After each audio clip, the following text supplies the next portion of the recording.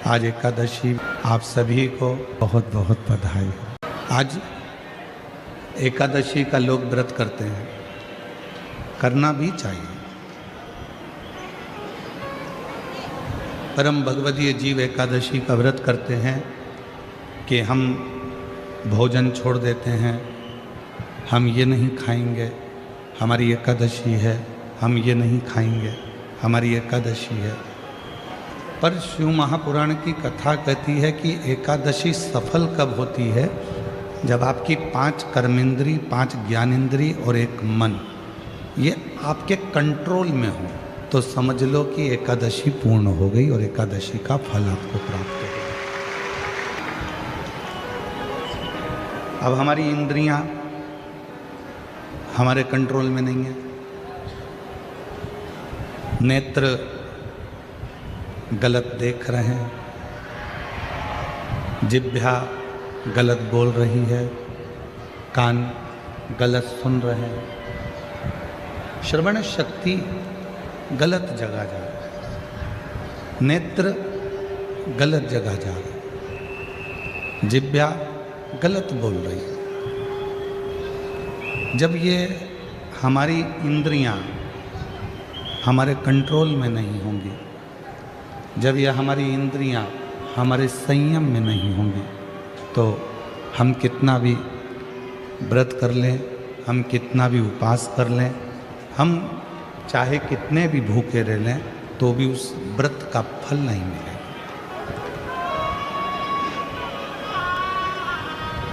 व्रत का फल कब मिलता है? जब हमारी इंद्रियां हमारे काबू में हो। कि नेत्र दिए रे तूने दाता बन के, नेत्र दिए रे तूने दाता बन के, और कभी नहीं दरस कियो, दयालु मैंने अवगुण बहुत कियो, अवगुण बहुत कियो, दयालु मैंने अवगुण बहुत कियो। और मुख तो दिया रे तूने दाता बन के, मुख तो दिया रे तूने दाता बन के, कभी नहीं भजन कियो, दयालु मैंने अवगुण बहुत कियो, कभी नहीं भजन कियो, दयालु मैंने अवगुण बहुत कियो, दयालु मैंने अवगुण बहुत कियो। ये संसार सागर में आने के बाद यदि मैंने अपनी इंद्रियों को संयमित नहीं किया, संसार सागर में आने के बाद हमने अगर अपनी इंद्रियों को काबू में नहीं किया, तो फिर ये मानव का देह बेकार है, फिर ये मानव का देह बेकार। अगर हम अपनी इंद्रियों को काबू ना कर पाए, प्रेशर खोलो, प्रेशर नहीं आ रहा, अंदर भी नहीं आ रहा, बाहर भी नहीं आ रहा, अपनी इंद्रियों को काबू करा, तो समझो कि हमने एकादशी का व्रत किया। कई लोग प्रदोष का व्रत करते हैं, हम उनसे कहते हैं कि आपने अपने कितने दोषों को समाप्त कर दिया। प्रदोष का व्रत कब सफल है? जब आप अपने दोषों को समाप्त करो। मैं गुस्सा नहीं करूँगा, गलत व्यसन नहीं करूँगा, गलत बात नहीं बोलूँगा, गलत चीज़ नहीं खाऊँगा, अपने दोषों को समाप्त करो। और जब हम अपने दोषों को समाप्त करते हैं, जब हम अपने दोषों को बिल्कुल शून्य पर लाकर छोड़ देते हैं, तो समझो कि हमारा प्रदोष का व्रत सफल हुआ। तब समझें कि हमने प्रदोष का व्रत किया। हमारे भीतर के दोष समाप्त नहीं हो रहा है, और हम सोचें कि व्रत कर लें उससे भगवान राजी हो जाएगा, नहीं हो सकता। बोल बम का नारा है, सारी समस्या का हल। श्री शिवाय, श्री शिवाय। अपने भीतर के दोष को जिस दिन हमने समाप्त किया उस दिन परमात्मा हमको मिले।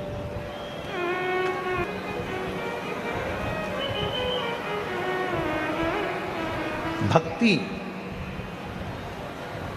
विश्वास, ये दो चीजें हैं। कितनी भी भक्ति कर लो, कितना भी भजन कर लो, कितना भी कीर्तन कर लो, कितना भी मंत्र जाप कर लो, कितना भी स्मरण कर लो, अगर तुम्हारा विश्वास तुम्हारे परमात्मा के प्रति नहीं है तो फिर तुम्हारा कीर्तन करना, तुम्हारा भजन करना, तुम्हारी भक्ति करना बेकार। पर यदि तुमने विश्वास पूर्ण कर लिया, उसके ऊपर संपूर्ण अपना जीवन का भार सौंप दिया, फिर तुम कहीं जाओ ना जाओ, वो परमात्मा तुम्हें स्वीकार कर ले। आज से 25 साल पहले का एक टीवी पर एड चलता था। 25 साल पहले, 20 साल पहले आप लोगों ने भी बहुत टीवी पर नाटक देखे होंगे, चित्रहार देखा होगा, और बहुत सारी वीडियो आती थी, मूवियाँ आती थी, सब देखते थे अलग अलग चैनल पर। ईमानदारी से बोलना, आपने भी ये वाला सुबेरे सुबेरे श्रीयंत्र बेचने वाले भी टीवी पर ऐड देते थे, बोलो सही है कि गलत है?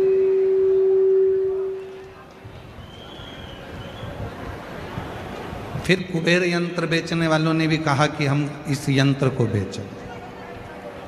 फिर हनुमान जी का यंत्र भी बेचने वाले, हम हनुमान जी का यंत्र बेचें। पहले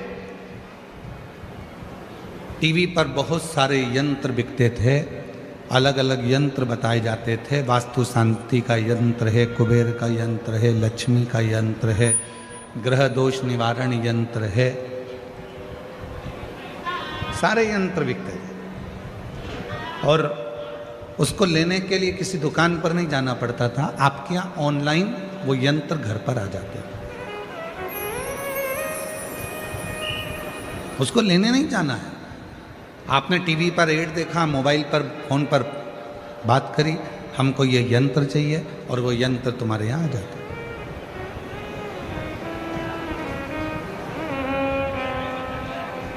कई लोगों के घर में भी यंत्र होंगे,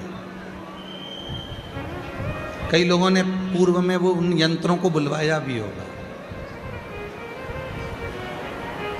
पर एक निवेदन है, घर में श्री यंत्र रखो, घर में कुबेर यंत्र रखो, घर में ग्रह दोष निवारण यंत्र रखो, घर में वास्तु दोष निवारण यंत्र रखो, घर में तुम चाहो जितने यंत्र रखो। वो यंत्र कब काम करेंगे?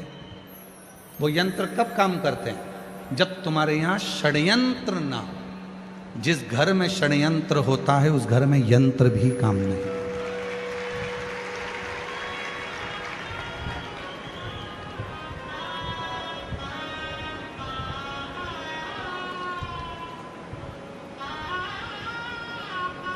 इतना षड्यंत्र घर के अंदर चलता है,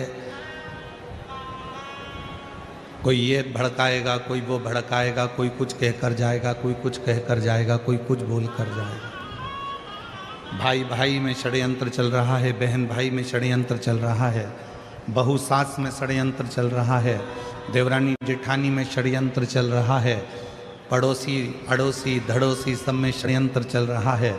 अब ईमानदारी से बोलो, इतने षड्यंत्र यदि घर में इतने षड्यंत्र चलेंगे तो कोई यंत्र तुम्हारे यहाँ काम करेगा? अरे बोलो तो जम के, नहीं कर सकते। षड्यंत्र घर में चलना बंद हो जाए, बहू सास का षड्यंत्र चलना बंद हो जाए, ननंद भाभी का षड्यंत्र चलना बंद हो जाए, बेटी माँ का षड्यंत्र चलना बंद हो जाए, बाप बेटे का षड्यंत्र चलना बंद हो जाए, भाई भाई का षड्यंत्र चलना बंद हो जाए, रिश्तेदारों का एक दूसरे के प्रति षड्यंत्र चलना बंद हो जाए। जो ये षड्यंत्र चलता है तो कोई यंत्र भी काम नहीं करता। यंत्र कब काम करेगा? जब आप षड्यंत्र से दूर हो।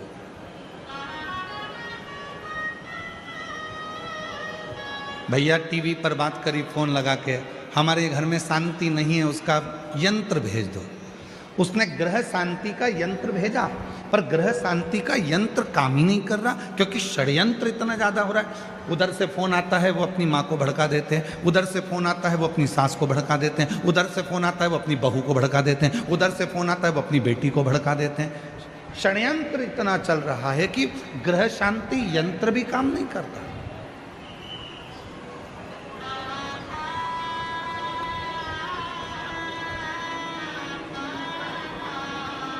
वो ग्रह शांति यंत्र भी काम नहीं करेगा अगर षड्यंत्र है। फिर किसी ने कहा कि महाराज जी हमारे घर में वास्तु दोष हो गया। वास्तु दोष हो गया, तुमने इधर की सीढ़ी तोड़वा कर उधर सीढ़ी लगवाई, तुमने दुकान बदल कर देख ली, तुमने घर बदल कर देख लिया, तुमने रिश्तेदार बदल कर देख लिए, तुमने घर की दिशा बदल कर देख ली, तुमने सोने का पलंग बदल कर देख लिया, तुमने रसोई घर बदल कर देख लिया। शिव पुराण कहती है जब तुमने सब कुछ बदल कर देख लिया और तो भी वास्तु दोष शांत नहीं हो रहा, तो अपने आप को थोड़ा सा बदलना प्रारंभ करो। तुम्हारा ग्रह का दोष और वास्तु दोष अपने आप शांत हो। हम बदल नहीं रहे, हम बदल नहीं पा रहे, अपने आप को नहीं बदल रहे। सास कहती है मैं नहीं बदलूंगी, बहू कहती है मैं नहीं बदलूंगी, बेटा कहता है मैं नहीं बदलूंगा, बाप कहता है मैं नहीं बदलूंगा। बदलेगा कौन? सीवर वाला महाराज बदलेगा कौन? बदलना तुमको पड़ेगा अपने घर को सही करने के लिए, श्रेष्ठ करने के लिए। अपने घर का सुख देखना चाहते हो तो अपने आप को बदलो, अपने आप। चंद्रमौली, चंद्रशेखर, चंद्रेश्वर, चंद्रशेखर सीखो। चंद्रशेखर शिव महापुराण की कथा से थोड़ा सा सीखिए कि चंद्रदेव सबको बदलना चाहते हैं। चंद्रदेव कहते हैं मेरी जो 27 पत्नियां हैं वो मेरे अनुकूल चले, और चंद्रदेव की 26 पत्नियां कह रही हैं कि आप हमारे अनुकूल तो चलो थोड़ा सा। दूसरे को झुकाने से पहले अपने आप को झुकना पड़ेगा। एक गुरुजी आ रहे थे घर पर, मम्मी पापा ने, माता पिता ने छोटे से बच्चे को समझा दिया, सुनो आज शाम को 4 बजे गुरुजी आएंगे, ठीक है, प्रणाम करना, ठीक है, दंडवत करना, ठीक है। बच्चे ने कह दिया ठीक है। शाम को 4 बजे गुरुजी आ गए।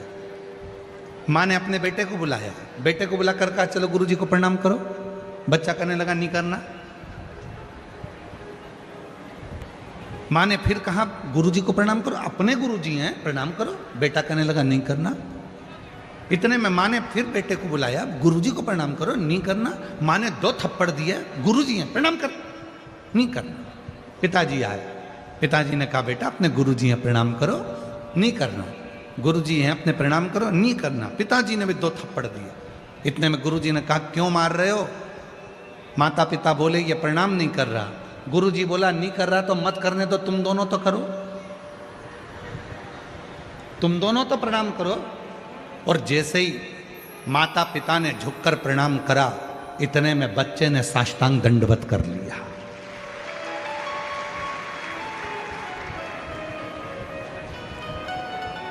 हम सुधरेंगे, युग सुधरेगा। हम बदलेंगे, जम के बोलो, जम के, युग बदलेगा। गायत्री परिवार वाले कहते हैं हम सुधरेंगे, युग सुधरेगा। हम बदलेंगे, युग बदलेगा। कब बदलेगा? जब हम बदलेंगे। कब सुधरेगा? जब हम सुधरेंगे। और हम क्या कर रहे हैं? बहू को सुधारने का प्रयास कर रहे हैं।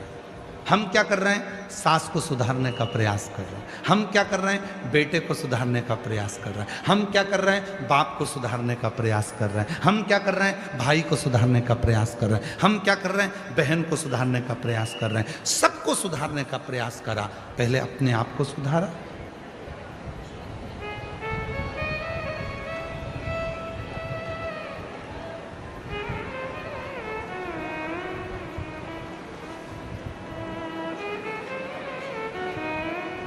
एक प्रवचन देना सरल है, पर प्रवचन देने वाले को भी प्रवचन अपनी जिंदगी में उतारना कठिन है।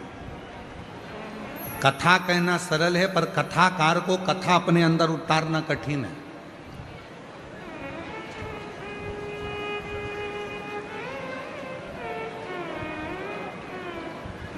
आज के ज़माने में ढेर सारे कथाकार मिल जाएंगे, आपको कथा भी कहते हैं, पर वो कथा अपने जीवन में उतारते कितनी है? कितना उतारते?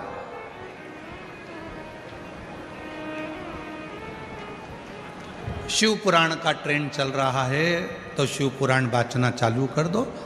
श्रीमद् भागवत का ट्रेंड चले तो श्रीमद् भागवत वाचना प्रारंभ कर दो। रामचरितमानस का ट्रेंड चले तो रामचरितमानस वाचना प्रारंभ कर दो। नहीं भाई, शिव पुराण, राम कथा, श्रीमद् भागवत, गीता, ये सब पुराणे, जितने भी शास्त्र हैं, शिव पुराण कहती है जो भी पुराण बाचो आप दूसरों को बाच कर सुनाओ, उससे पहले उस पुराण का आधे से ज़्यादा अंश अपनी जिंदगी में उतारो, तब शिव पुराण सुनाओ, तब श्रीमद् भागवत कथा सुनाओ, तब रामचरितमानस सुनाओ। अपने आप को सवारो थोड़ा सा। कथा में वो बोल रहे थे कि भव सागर से पार उतरना है तो भगवान शिव का नाम लेना पड़ेगा। नमः शिवाय जपो, श्री शिवाय नमस्तुभ्यम बोलो, ओम नमः शिवाय जपो, पार उतर जाओ। 3 महिलाओं ने बात सुन ली और तीनों महिला सिर पे अपनी माखन की मटकी, दूध की मटकी लेकर दूसरे गांव में दूध बेचने जाती थी। बीच में नदी पड़ती थी। तीनों महिला रोज नाव वाले को बुलाती थी, नाव वाले को थोड़ा सा पैसा देती और उस पार उतरकर दूध बेचकर आ जाती। तीनों महिलाओं ने नाव वाले को बुलाया। इतने में एक महिला ने कहा कि अभी गुरुजी के मुख से सुना था, भव सागर से पार उतरना है तो भगवान का नाम लो। जब भगवान का नाम लेकर भव सागर से पार उतर सकते हैं तो फिर ये छोटी सी नदी है, नाव से क्या पार करना? इसलिए नाव वाले से बोल दो नाव वापस ले जाए। आज गुरु जी के कहने से अपन जब भव सागर से पार उतर सकते हैं नाम लेकर, तो फिर इससे भी पार उतर जाएंगे। तीनों महिलाओं ने अपने अपने मटके सिर पर ले लिए और उन्होंने हाथ जोड़कर नमः शिवाय, नमः शिवाय, नमः शिवाय, नमः शिवाय जपती जपती पानी में चली गई। पानी में चलते चलते चलते चलते नमः शिवाय बोलते बोलते बोलते बोलते नदी पार कर ली। नदी पार उतर गई। तीनों ने कहा गजब के गुरुजी हैं, उन्होंने कहा था कि भगवान का नाम लो भवसागर पार उतर जाओगे। अपना तो 1 रुपया नहीं लगा और अपन नदी भी पार उतर गए। अब रोज वो वैसे ही जाना आना करते। एक दिन उन्होंने गुरुजी से कहा, गुरुजी कल कथा समापन होने वाली है, आप हमारे घर भोजन करने चलना। गुरुजी ने कहा ठीक है चल चलेंगे। महिलाओं ने, तीनों ने कथा सुनी, गुरुजी को साथ लिया, तीनों नदी पर पहुंची और नदी पर जाकर तीनों ने गुरुजी से कहा चलो। गुरुजी बोले नाव तो बुलाओ।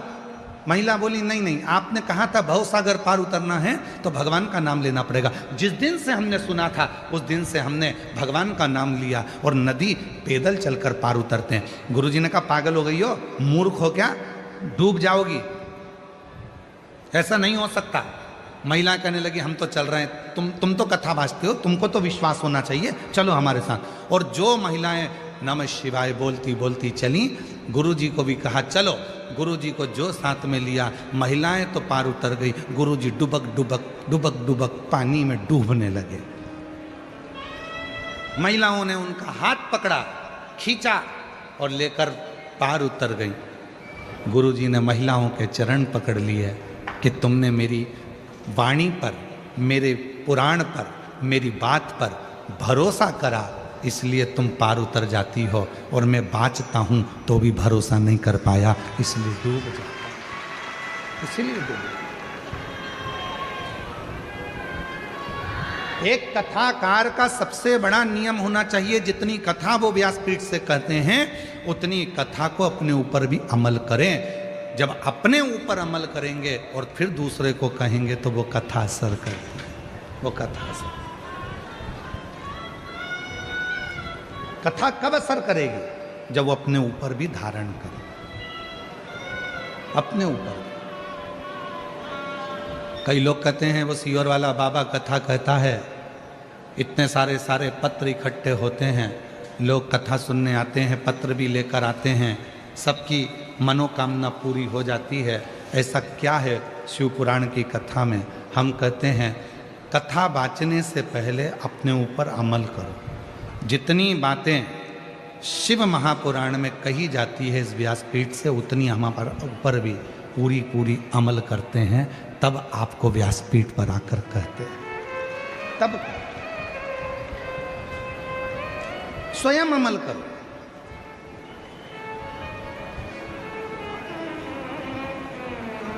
शिव पुराण कहती है बीच की बेलपत्र पर शहद लगाकर शंकर जी को लगाकर एग्जाम देने जाओ। शिव पुराण ये भी कहती है साथ में मेहनत करो, परिश्रम करो, रात दिन एक करो, अपनी मेहनत को 4 गुना करो, और फिर बेलपत्री पर शहद लगाकर शिव को लगाकर जाओ, तुम्हें सफलता मिलेगी। शिव पुराण कहती है परिश्रम हल्का मत करना, परिश्रम 4 गुना बढ़ाकर करो। शिव पुराण कहते हैं।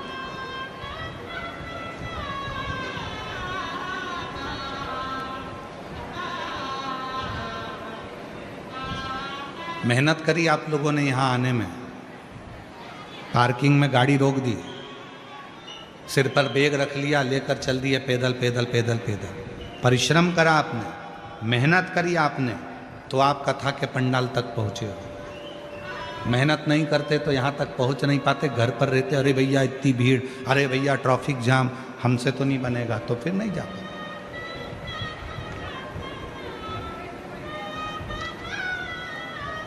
वैष्णो देवी कौन कौन गया है?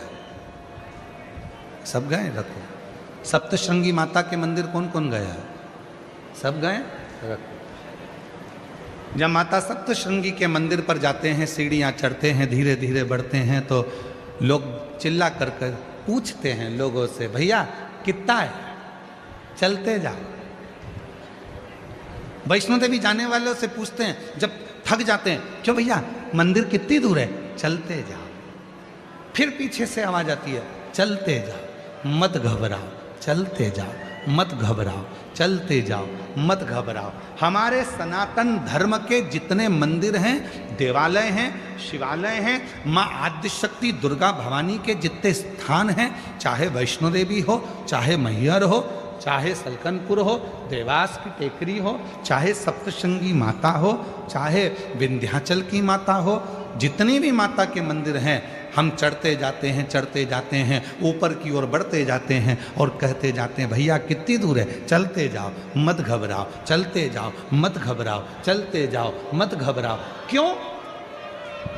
वो मंदिर हमें प्रेरणा देते हैं कि मंजिल तक पहुंचना है, बैठ मत जाना, चलते जाना, घबराना नहीं, आगे बढ़ते जाना, तुम्हें मंदिर का दर्शन हो जाएगा, तुम्हें माँ का दर्शन हो जाएगा, सप्तशृंगी माता तुम्हें दर्शन दे देगी, तुम चलो तो।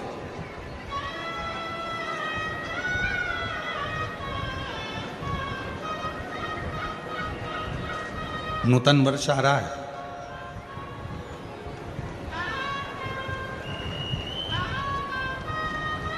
चैत्र से हमारे सनातन धर्म का हिंदू पारंपरिक नूतन वर्ष प्रारंभ हो रहा है। आप सभी को, देशवासियों को, हमारे नूतन संवत्सर की, नूतन वर्ष की संपूर्ण देशवासियों को बहुत बहुत बधाई, गुड़ी पड़वा।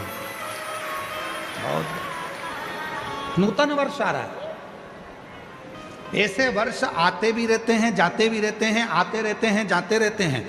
कितने वर्ष ऐसे निकलते चले जा रहे हैं। हम हमेशा कहते हैं नूतन वर्ष आ रहा है। अपनी नूतन सोच तो लाओ, नूतन विचार तो लाओ, नूतन अपना परिश्रम तो करो, अपनी मेहनत तो करो, अपना परिश्रम अपनी नूतनता के साथ बढ़ो। तो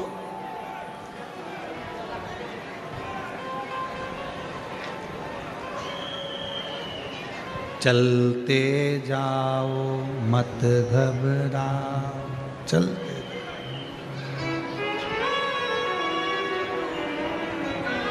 चलते जाओ। एक साल में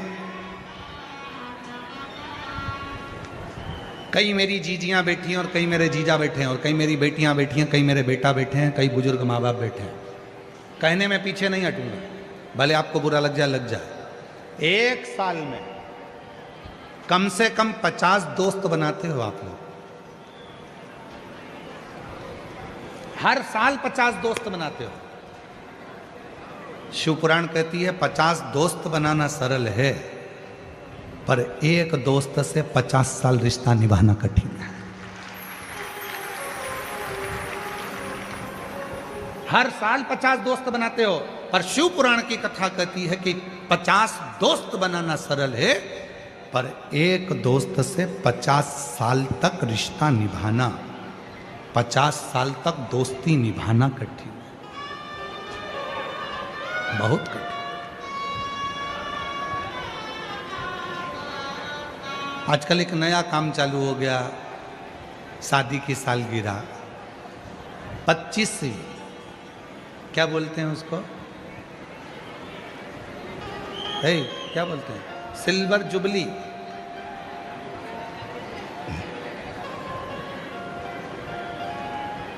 और फिर 50वीं गोल्डन जुबली। बरमाला पहना रहे हैं एक दूसरे को, घोड़ी पे चढ़ के आ रहे हैं, रिसेप्शन हो रहा है।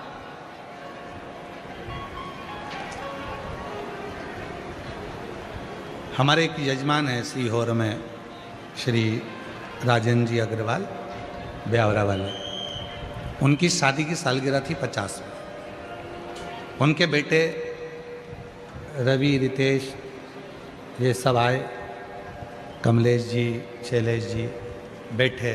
उन्होंने कहा गुरु जी, हमारे काका जी की, ये रवि रितेश की पिताजी की शादी की सालगिरह है 50वीं गोल्डन जुबली। हमने कहा बहुत बढ़िया, आपको बधाई हो, 50 साल शादी के हो गए। कहा हमारा मन है कि हम इसको इस तरह से मनाएं, शादी के फंक्शन जैसा। हमने कहा शादी के फंक्शन तो पूर्व में हो चुके हैं, अब मनाना है तो कहीं भगवान की कथा कराकर, कहीं भगवान का भजन कराकर, कहीं भगवान का स्मरण कराकर, कहीं रुक्मणी मंगल कराकर, कहीं कृष्ण मंगल की लीलाएं गाकर, फिर आप अपनी शादी की सालगिरह मनाओ। फिर उन्होंने वैसी की वैसी ही मनाई, रुक्मणी मंगल कथा रखी, भगवत भजन रखा, स्मरण रखा, और वैसे ही मनाओ। बच्चों का जन्मदिन भी मनाओ, हम मना नहीं करेंगे। हैप्पी बर्थडे टू यू, हमारी तरफ से तुम्हें बधाई हो। शादी की सालगिरह भी मनाओ, मना नहीं है।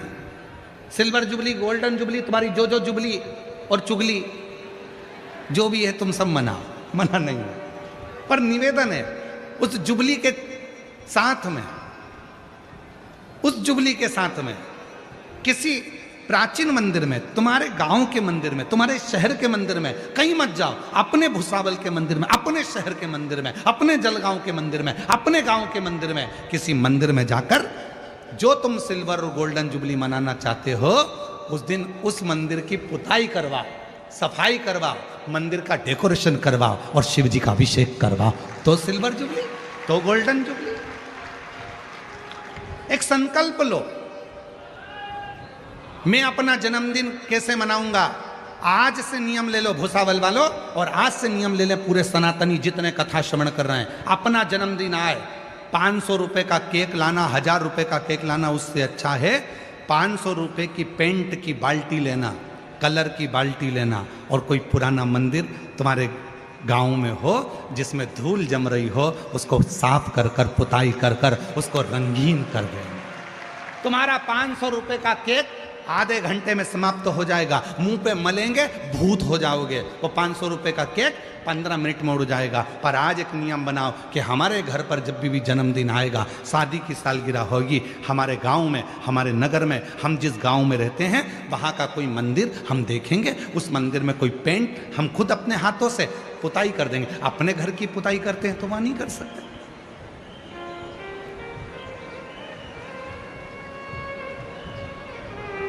सफाई का भी एक दृष्टांत, एक कथा है बहुत अच्छी, देखो।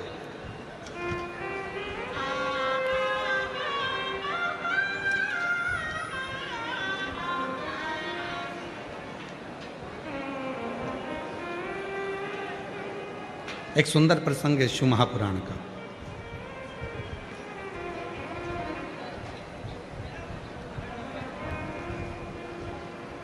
लिंग पुराण में ये वर्णन आता है, बड़े सुंदर प्रसंग को सुनिए। एक गांव में रहने वाला एक व्यक्ति था, लोग उसको प्रेम से शंभू कहते थे। बहुत भोला था, इतना भोला कोई बता दे ये काम कर लो तो वो काम कर लेता, जो बोलो वो कर लेता। बूढ़ी माँ थी, एक बहन थी,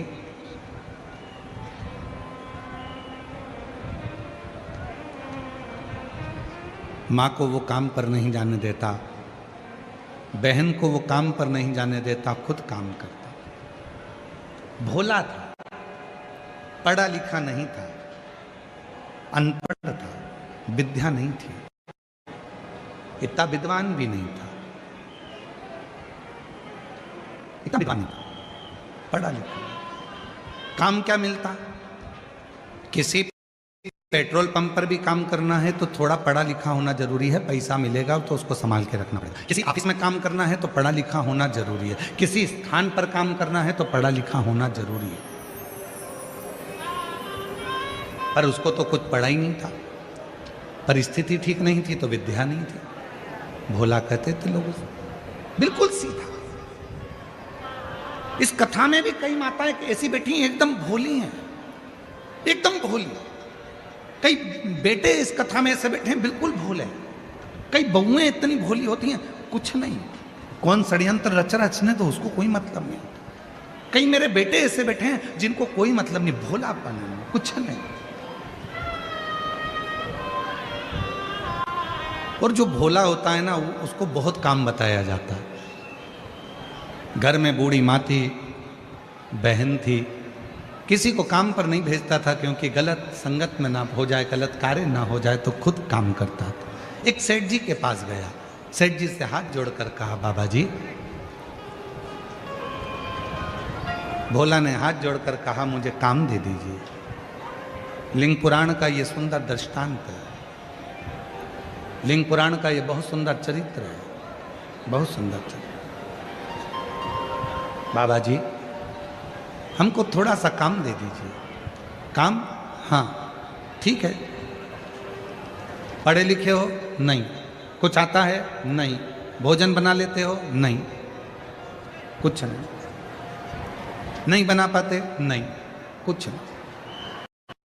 तो फिर एक काम करो, तुम हमारे घर में सफाई करना, तुम्हारे घर में पोछा झाड़ू करना, सफाई करना। ठीक है, झाड़ू पोछा कर लेंगे, सफाई कर लेंगे। और मैंने तेरे ही भरोसे बाबा, तेरे ही भरोसे हवा बिच उड़ती जावागी बाबा, डोर हतो छड़ी नामे कटी जावागी।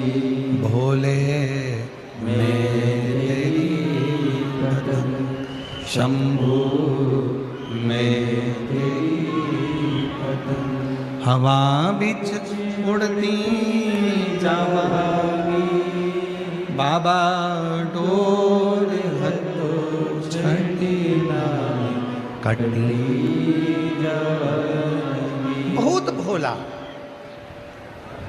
एक काम करो, तुम हमारे घर की सफाई करो, झाड़ू लगाओ, पोछा लगाओ, हम तुम्हें भोजन देंगे, लेकर तनख्वाह देंगे, लेकर। ठीक, झाड़ू पोछा करना। हर हर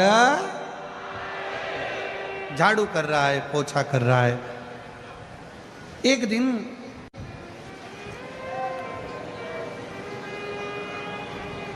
शिव मंदिर के सामने से निकल कर जा रहा था। शिव पुराण का बड़ा सुंदर संवाद है, थोड़ा ध्यान लगाकर सुनना इसको। कहते हैं शिव भक्त की कथा सुनने में स्वयं शिव ही आनंद देते हैं, इसीलिए थोड़ा सावधानी से सुनना। शिव मंदिर के सामने से निकलकर जा रहा था। मंदिर में देखा बहुत कचरा है, बहुत सारी गंदगी हो रही है। लोग चढ़ाकर फूल चढ़े जाते हैं, पानी इधर उधर ढुल जाते हैं, सफाई नहीं करता। वो भोला मंदिर में चले गया, सेठ जी के यहाँ जाने से पहले वहाँ सफाई करी, फिर गया।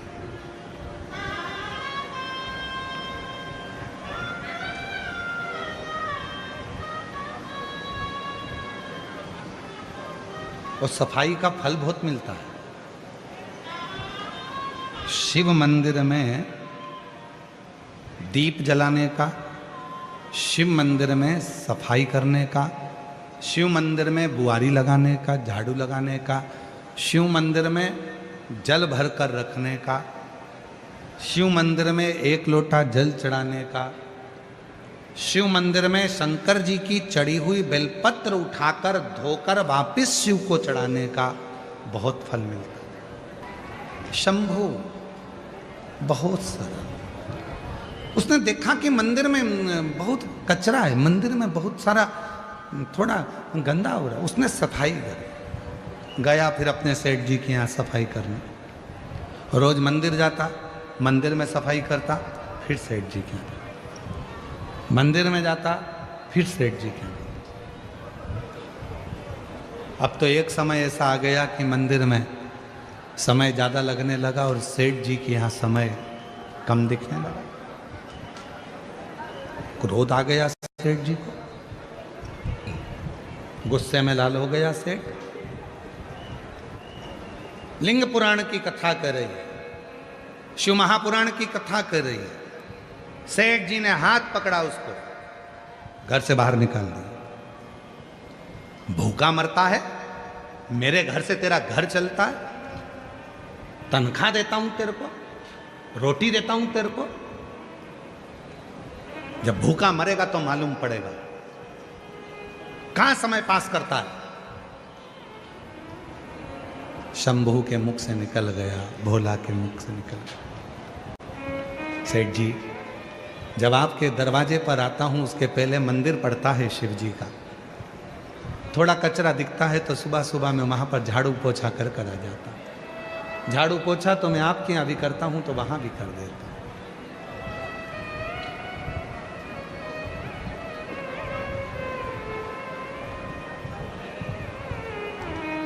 सेठ जी ने कहा तनख्वाह देता है मंदिर में कोई? मंदिर में कोई तुझे रोटी देता है?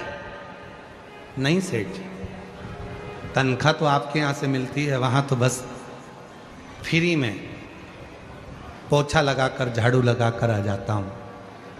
जब वहाँ कोई मंदिर में तनख्वाह नहीं देता, तुझे कुछ नहीं देता, तो झाड़ू पोछा क्यों करता है? कल से मंदिर गया तो यहाँ मत आना, काम पूरा कर। उसने हाथ जोड़कर कहा सेठ जी ठीक है। दूसरा दिन फिर हुआ, उसका मन नहीं माना, मंदिर में थोड़ा और जल्दी उठकर चले गए। अब सेठ जी का भी काम करता है, वहां का भी काम करता है। एक दिन सेठ जी ने देख लिया मंदिर जाना नहीं छोड़ा, चले जाता है, मक्कारी करता है मेरे यहाँ की, और सेठ जी ने धक्के मारकर निकाल दिया। शंभू भोला आज घर पर गया, भूखी थी माँ बहन, आज कुछ लाए नहीं। शंभू नहीं। भोला कुछ लाया नहीं? नहीं। क्यों? सेठ जी ने काम से निकाल दिया। क्यों? मंदिर जाता था, झाड़ू पोछा कर देता था, फिर सेठ जी के यहाँ चले जाता था। सेठ जी को अच्छा नहीं। अब क्या करेगा? भोला के मुख से निकल गया, सेठ जी के यहाँ करता था तो सेठ जी तनख्वाह देते थे, शंकर जी के यहाँ करता हूं तो शंकर जी तनख्वाह देंगे। तनख्वाह शिव देगा, तनख्वाह और कोई नहीं देगा, मेरा शिव देगा। तुम्हें लगता है कि हम किसी दुकान पर काम करते हैं तो वो हमको तनख्वाह देता होगा, पर जो भगवान शंकर के मंदिर में एक लोटा जल चढ़ाना प्रारंभ कर देता है, जो श्री शिवाय नमस्तुभ्यम बोलना प्रारंभ कर देता है, जिसके दरवाजे पर श्री शिवाय नमस्तुभ्यम लिखा होता है, उसकी तनख्वाह स्वयं महादेव देना प्रारंभ कर देते हैं। शिव देते लग गया शंकर। जब से तेरा गुलाम हो गया, तब से मेरा भी नाम हो गया। जब से तेरा गुलाम हो गया, तब से मेरा भी नाम हो गया। वरना औकात क्या थी मेरी, सबसे बढ़िया है सबसे बड़ी हो भोले बाबा तेरी नौकरी, सबसे बढ़िया है सबसे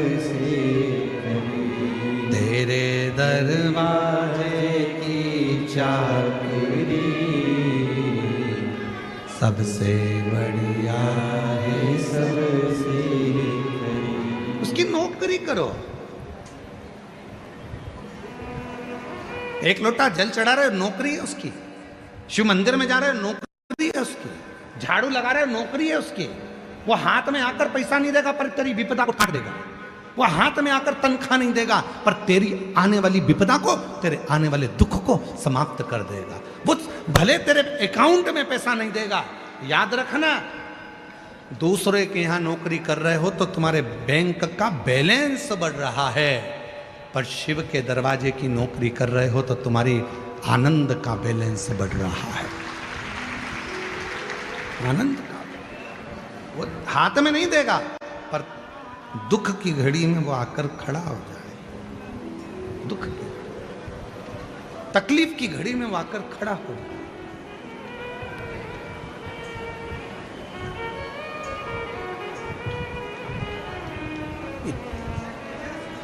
और वो तकलीफ की घड़ी में जब वो आता है, दुख की घड़ी में जब वो आता है, ये इतने जो पत्र हैं, आप पत्रों का ढेर देखोगे तो इतना, हर कथा में पत्रों का ढेर लगता। आप देखो पत्रों का ढेर, देखिए ये तो आज के पत्र हैं इसलिए हम इसको इधर रख लेते।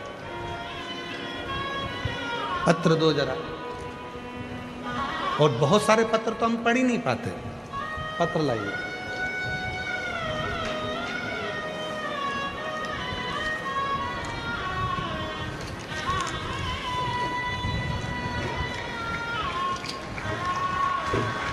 पन्नी में से निकाल, चलो ऐसे ही रख दो, निकाल दो उसको, अच्छा नहीं लगता। हाँ, अच्छा नहीं लगता ऐसा।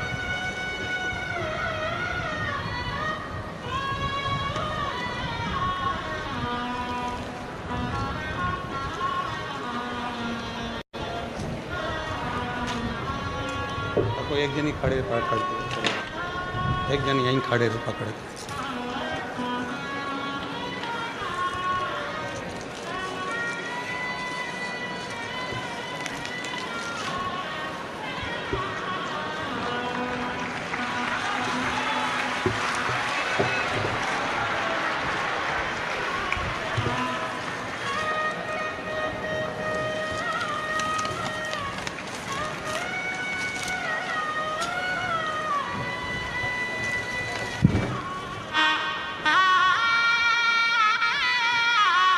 ये पत्र नहीं है, ये मेरे कुबेरेश्वर बाबा ने जिन जिन की झोली में दिया है, ये उसका प्रमाण है, ये उसका प्रमाण है, ये पत्र नहीं है। सीवर वाला महाराज ना तो कभी भभूति देता है, ना कभी बेल देता है, ना नारियल देता है, बस केवल एक ही बात कहता है कि एक लोटा जल, ये अलग है, ये पढ़ने के इधर दो, केवल एक लोटा जल। और कभी पंडाल में कथा सुनने का मौका मिल जाए तो कथा सुनो, और बाबा क्या देगा ये उसके ऊपर निर्भर करता है।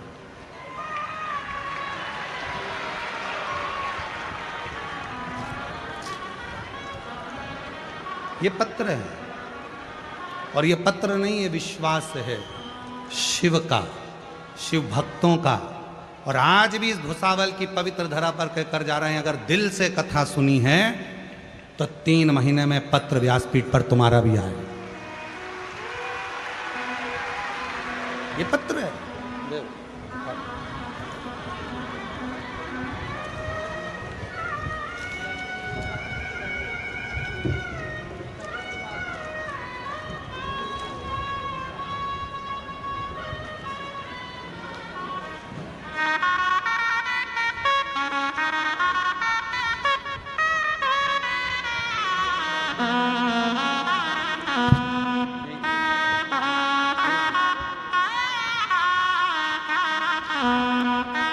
जो दिल से मांगोगे वो दिल से देगा, जो दिल से मांगोगे वो दिल से देगा।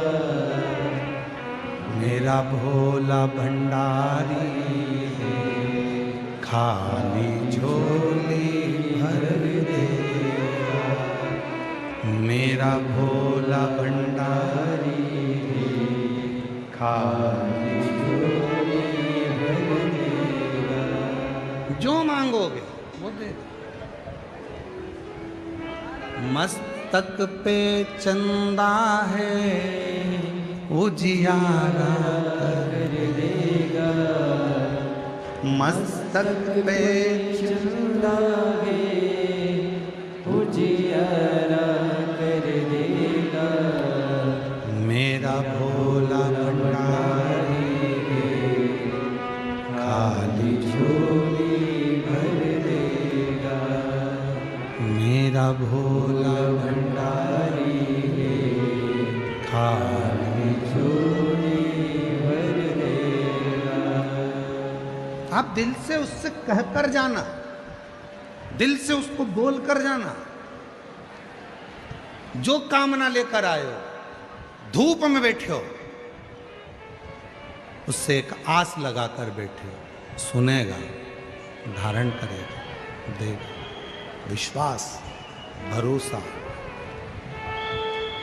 इतना भरोसा करना मेरे देव अधिदेव महादेव पर, इतना विश्वास करना, ये जानकर विश्वास करना कि मेरी एक एक श्वास पर उसका अधिकार है। एक एक श्वास उसका अधिकार, किसी दूसरे का नहीं। एक एक श्वास पर मेरे शिव का अधिकार। पूर्ण भरोसा। चंद्रदेव जब नंदी शिव जी के पूजन की तैयारी कर रहे थे नंदी, और इतने में चंद्र का आगमन हो गया। और चंद्र का आगमन हुआ, सेना शंभु बोलन बोलन शंभु। जब चंद्र का आगमन हुआ, और चंद्रदेव का जब आगमन होता है, चंद्रदेव जब आए, नंदी पूजन की थाली लगा रहा था, पूजन की तैयारी कर रहा था। चंद्रदेव का आगमन हो गया। नंदी को लगा कि ये भगवान भोलेनाथ जी का दर्शन करने के लिए आए, शिव जी का दर्शन करने के लिए। नंदी ने हाथ जोड़ लिए, हर हर। नंदी ने जैसे ही हाथ जोड़े, प्रणाम किया, चंद्रदेव को और अभिमान आ गया। चंद्रदेव को लगा कि मैं बड़ा सुंदर हूं, औषधि का देने वाला हूँ, अमृत तत्व को जानने वाला हूँ, इसलिए मुझे प्रणाम कर रहा है। पर नंदी ने प्रणाम क्यों किया? शिव महापुराण की कथा कहती है शिव मंदिर के 3 स्थान ऐसे हैं जहां पर बैठकर केवल बैठ जाओ तो भी फल मिलता है। शिव मंदिर के, शिव धाम के, शंकर के मंदिर के 3 स्थान ऐसे हैं जहां बैठ जाओ, कुछ मत मांगो, कुछ मत बोलो तो भी फल मिल जाता है। कौन से 3 स्थान बताए? तो वर्णन किया तुमरुका जी ने चंचुला देवी को। पहला, मंदिर में जहां नंदी बैठता है, उस नंदी के जो पांव उठा हुआ रहता है नंदी का, उस पांव के पास वाली जो जगह होती है, सीधा जो हाथ होता है, वहां बैठ जाओ, भले कुछ मत मांगो, थोड़ी देर बाबा का दर्शन कर लो, श्री शिवाय नमस्तुभ्यम कह लो, ओम नमः शिवाय कह लो, कुछ भी नहीं मांगोगे तो भी भोलेनाथ तुम्हें खाली नहीं भेजेगा। 3 स्थान बताए, 3 स्थान बताए। पहला स्थान है नंदी के पास, जो चरण उठाए, चरण उठा मतलब नंदी उस चरण के माध्यम से आपके कष्ट को मिटाने के लिए शिव को बिठाकर तुम्हारे दरवाजे तक लाए। पहला। दूसरा, जलाधारी, समझिएगा जरा, थोड़ा ध्यान दीजिएगा कथा। जैसे ये शिवलिंग है, ये जलाधारी है गोल, ये पानी जहां से बहकर जाता है, जहां से भी बहकर जा रहा है, आपको उससे मतलब नहीं, बस जलाधारी जो पानी बहकर जा रहा है, इस जलाधारी के ठीक विपरीत दिशा में, उत्तर में पानी बह रहा है तो दक्षिण में आप देखिए, ये जलाधारी जिस साइड बह रही है उसी ओर मुख कर कर आपको इधर बैठना है, इधर मुख कर कर शिवलिंग की ओर मुख कर कर। ये दूसरा स्थान बताया। ये जो स्थान है ये माता लक्ष्मी का स्थान, ये जो स्थान है कुबेर का स्थान, ये जो स्थान है सारी सिद्धियों का स्थान है, अष्ट सिद्धि नवनिधि इसी स्थान पर बैठकर भगवान शंकर से वर प्राप्त करती है।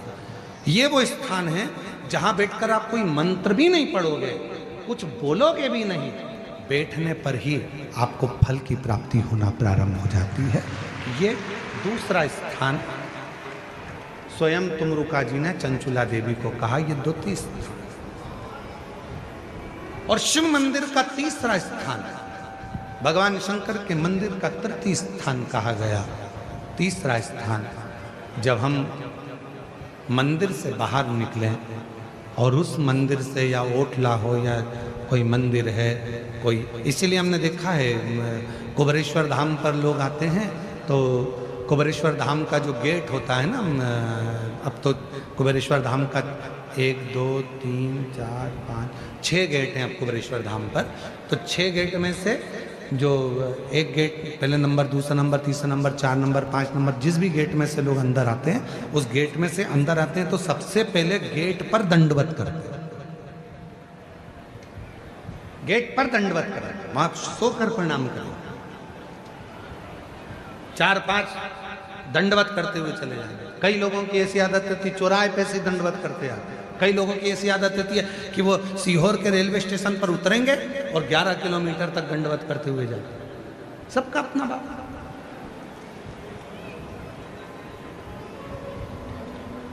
और हम आप लोगों को सुनकर खुशी होगी कि कुबेरेश्वर धाम के प्रांगण में, कुबेरेश्वर धाम के प्रांगण में 4 नंबर और 5 नंबर गेट से आप कुबेरेश्वर धाम के मंदिर के अंदर ही अपनी गाड़ी खड़ी कर सकते हैं निःशुल्क। पार्किंग का कोई पैसा आपको देना नहीं, मंदिर के अंदर ही गाड़ी जाती है। बस आपको 4 नंबर 5 नंबर गेट पे पहुंचना है और वहां से मंदिर को अंदर गाड़ी को प्रवेश करो। बड़ी बड़ी बसें भी लगाने के लिए हमने वहां पर सुविधा कर दी है कि बसें अंदर खड़ी हो जाएं, सब अपना भोजन बनाए, वहीं पर खाएं, जिसको भोजन बनाना है भोजन बनाए, नहीं तो भोजन तो बाबा का भंडारा चलता है सबके लिए। कोई बस का शुल्क नहीं लगना है, तुम्हारी गाड़ियों का शुल्क नहीं लगना। मंदिर प्रांगण में 4-5 नंबर गेट से अंदर करेंगे, गाड़ियाँ निःशुल्क पार्किंग आपको वहाँ प्राप्त होगी, किसी को रुपया देने की जरूरत नहीं, 1 रुपया भी। आराम से आप लोग वहाँ गाड़ी खड़ी करें, रुद्राक्ष लें, खाओ पियो, बाबा के घर आयो, अपने पिता के घर आयो, भजन, कोई नहीं।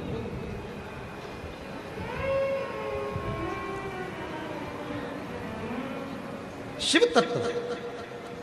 तो हमने देखा है कि कई लोग दरवाजे से दंडवत करते हैं। तीसरा स्थान तुमरुका जी चंचूला देवी को बता रहे हैं कि तीसरा स्थान ऐसा है भगवान शंकर के मंदिर का द्वार।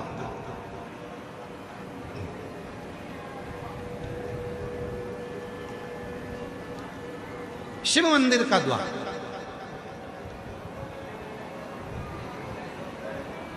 और जो भगवान शंकर के मंदिर के द्वार के बाहर, द्वार से जैसे दरवाजे से थोड़ा सा बाहर निकलकर यदि आप शिव मंदिर की ओर मुख कर आप 2 क्षण के लिए भी बैठते हैं, कोई मंत्र नहीं बोलते, कोई साधना नहीं करते, कोई व्रत नहीं करते, तो भी शिव आपको उसका फल देता जरूर है।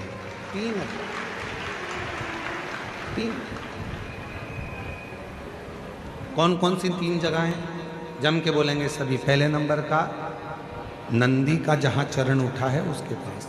दूसरे नंबर का जहाँ जलाधारी पानी बहकर जाता है उसके ठीक विपरीत की ओर जलाधारी की ओर। और तीसरा स्थान शिव के द्वार।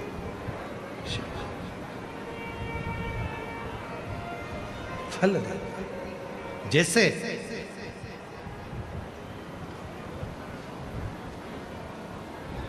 एक नारी के गर्भ में अगर कोई गांठ पड़ जाती है, चेस्ट में गांठ आ जाती है, कोई पुरुष कोई नारी को अगर शरीर में कहीं पर भी गठान हो जाती है, कहीं पर भी गांठ पड़ गई, डॉक्टर को दिखाने जा रहे हो और मन में भ्रम उत्पन्न हो रहा है कोई बीमारी ना लग गई हो, शरीर में कहीं पर भी गांठ हो जाए, कहीं पर आप प्रयास करो। शिव मंदिर के जब पूर्णिमा का दिन हो, प्रदोष का दिन हो, सोमवार की अष्टमी का दिन हो, सोमवार का दिन हो, चंद्रमा की रोशनी जब शिखर पर पड़ रही है और उस शिखर की छाया जहां पड़ रही है उसी जगह पर बैठकर एक बेलपत्र शिव पर चढ़ी हुई चबा चबा कर रात्रि के समय उसको खाना प्रारंभ कर दो। 3 या 4 प्रदोष, 3 या 4 सोमवार, 3 या 4 पूर्णिमा आप करोगे, शरीर की गांठ धीरे धीरे गलना प्रारंभ हो जाएगी और शरीर में गांठ नहीं होगी। वो रोशनी और इसका प्रताप यहाँ वर्णन किया गया है। देखिए शिव महापुराण की कथा में स्वयं नंदी जब भगवान शंकर के पूजन की तैयारी कर रहे थे और चंद्रदेव का आगमन हुआ, चंद्र को प्रणाम किया, चंद्रदेव के अंदर अभिमान आ गया कि मुझे प्रणाम कर रहा है, नमन कर रहा है। किसी किसी को लगता है प्रणाम करो तो उसको लगता है कि मुझे प्रणाम कर रहे हैं, मुझे जगह दी गई है, मुझे स्थान दिया गया है। ना, प्रणाम किया बड़े के नाते, सम्मान के नाते। चंद्रदेव ने पूजा की थाली को देखा और देखकर पूजा की थाली को चंद्रदेव ध्यान नहीं दिए और चंद्रदेव नंदी को कुछ अपशब्द कहने लगे। अपशब्द कहते हैं तो नंदी का दिल रोता है भीतर से। शिव भक्त का हृदय यदि रोता है तो उसका दंड व्यक्ति को भोगना ही पड़ता है। अब चंद्रदेव नंदी को अपशब्द कहकर चले गए, पूजा की थाली को लांग कर चले गए। अब चंद्र की स्थिति जो गई, चंद्रदेव अपने ससुराल में गए और दक्ष प्रजापति ने चंद्र को काया का रोग दे दिया। काया का रोग, शरीर में एक ऐसा रोग लग गया काया का कि वो छूटता नहीं, छूटता।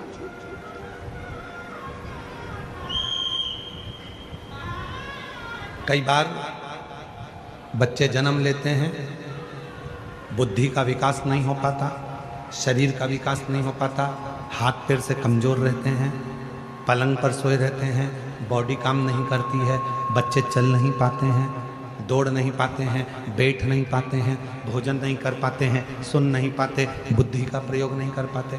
उनके लिए ये चंद्रशेखर शिव महापुराण की कथा कह रही है।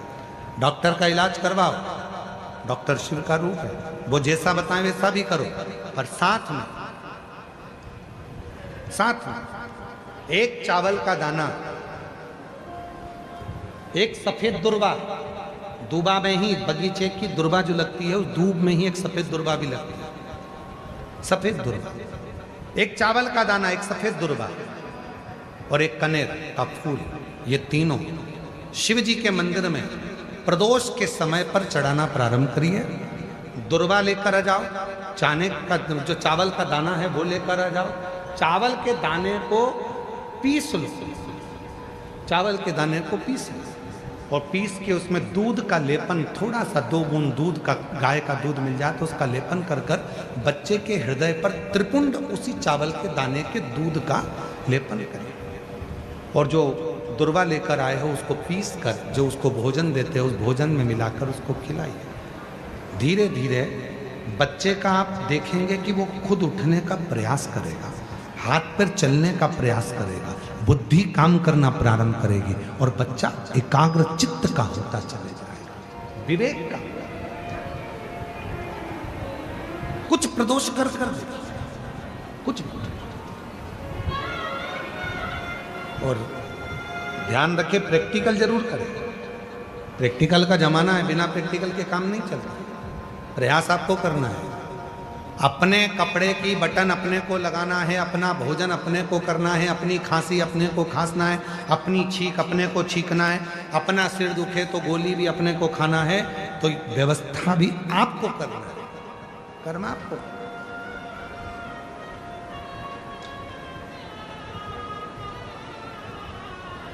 शिव भक्त का तो केवल उतना काम है कि आपके सम्मुख में आकर शिव की चर्चा का स्मरण, शिव चर्चा,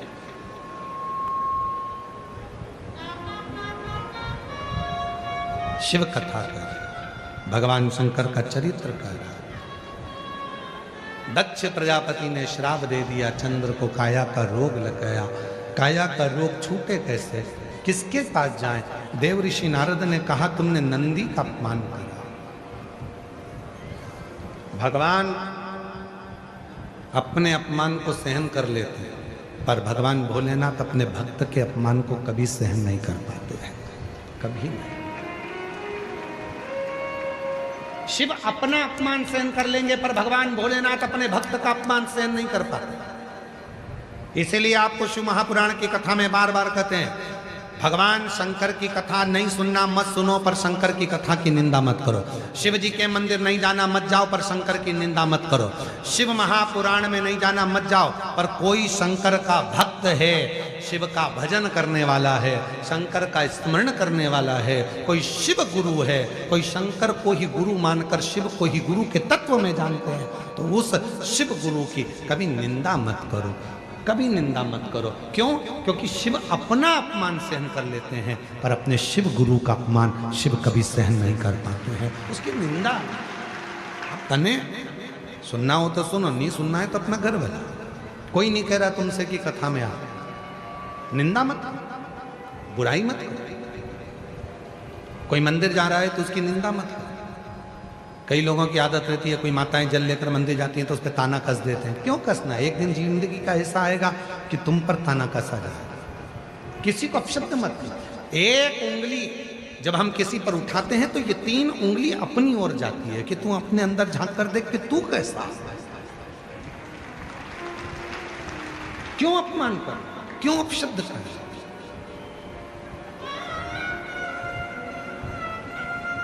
महाराज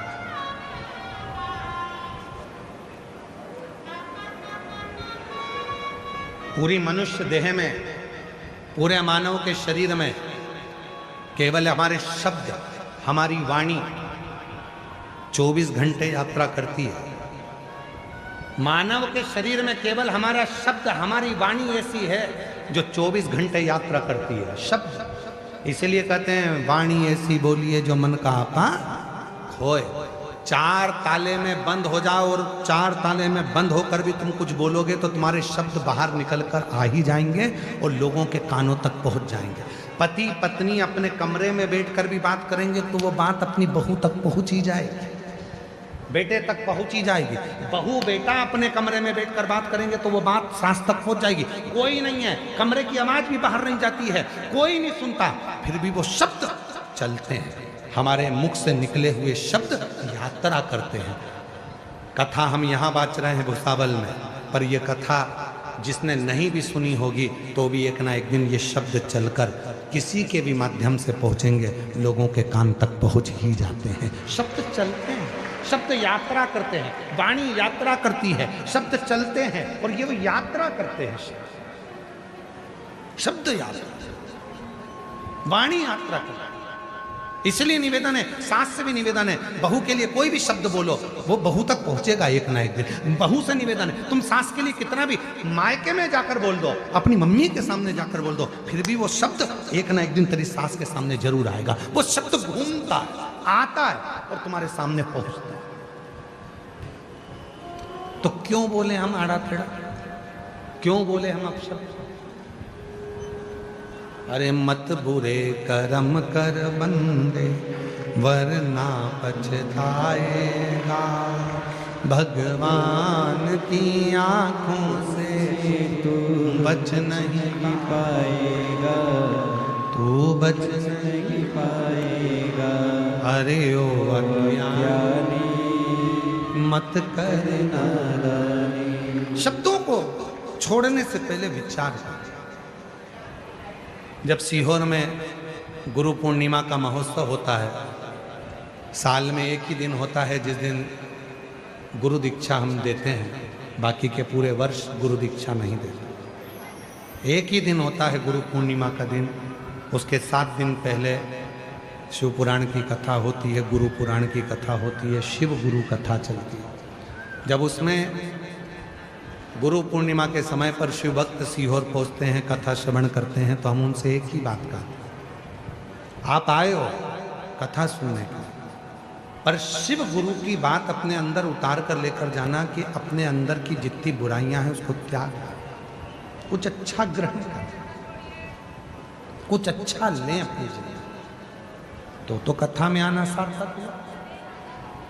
चंद्रदेव को काया का रोग लगा, चंद्रदेव नारद जी के पास गए, नारद जी ने नंदी के पास भेजा। वापिस चंद्रदेव को घूमकर नंदी के पास आना पड़ा और नंदी से प्रार्थना करना पड़ी, मेरा रोग कैसे मिटेगा।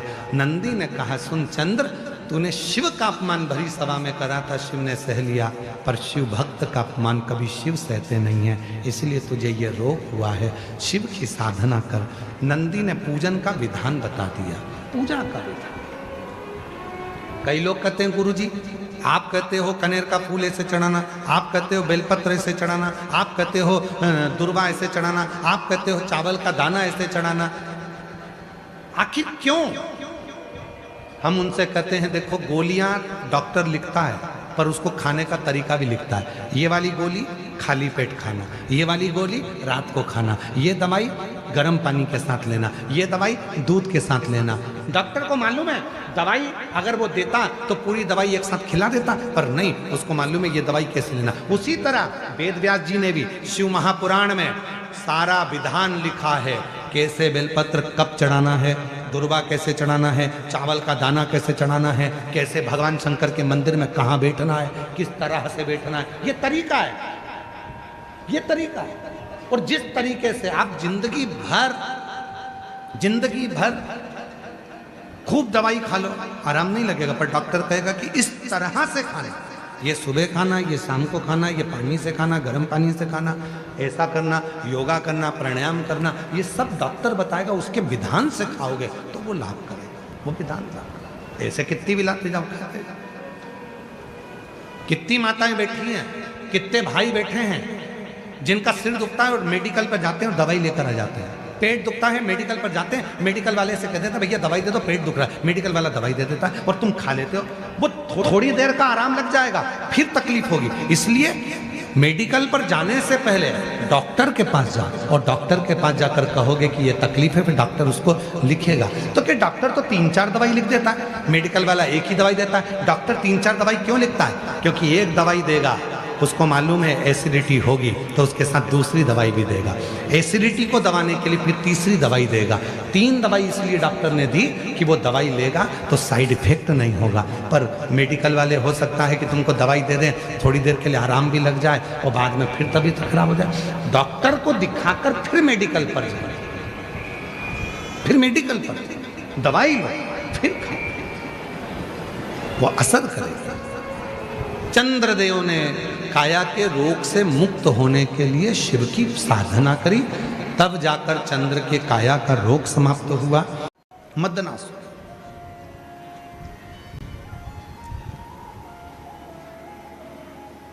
और शिव तो सरल हैं। शंकर भगवान कभी तुम्हारी वीआईपी वस्तुओं से प्रसन्न नहीं होते। शंकर भगवान को प्रसन्न करना है तो एक धतूरा, एक चावल का दाना, धतूरा चढ़ाओ शिवलिंग पे, चावल का दाना सुंदरी की, हाथ रखो चावल के दाने पर और शिव जी से अपने मन की बात प्रदोष के दिन, प्रदोष काल में, शाम के समय चंद्रमौलेश्वर महादेव का नाम लेकर कह दो। 3 महीना तो जाने दो, 3 दिन में वो बाबा मुराद पूर्ण करना प्रारंभ कर देते। आए हो 25, 50, 100 रुपए का पेट्रोल डीजल लगा के आए, बैठे हो, कथा सुनो, कथा की आरती हो,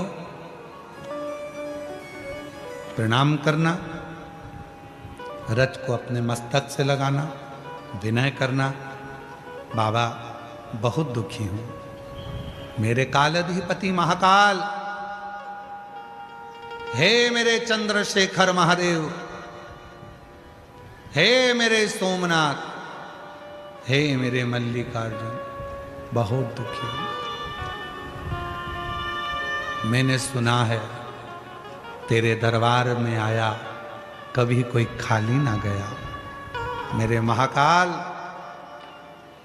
दुनिया के दुख को हरने वाले मेरे दुखड़े को भी दूर कर दे, मुझे तेरी कृपा की दृष्टि कर दे, कृपा की दृष्टि, कृपा की दृष्टि।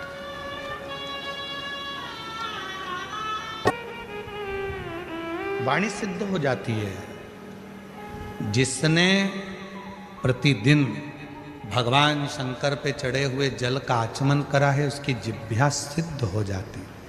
जिसने रोज शिव पे चढ़ी हुई बेलपत्री का एक छोटे से छोटा अंश भी प्रतिदिन अपनी जिह्वा पर लिया है, खाया है, उसकी जिह्वा सिद्ध हो जाती। जिह्वा सिद्ध। क्यों गुरुजी, इसका कोई प्रमाण मिलता है क्या कि जिसने बेलपत्री खाई हो और उसकी जिह्वा सिद्ध हो गई, जिसने शिव जी का जल पिया हो और उसकी जिह्वा सिद्ध हो गई हो? उसकी कथा चल रही है, चंद्रशेखर महादेव की कथा, कथा चल रही है।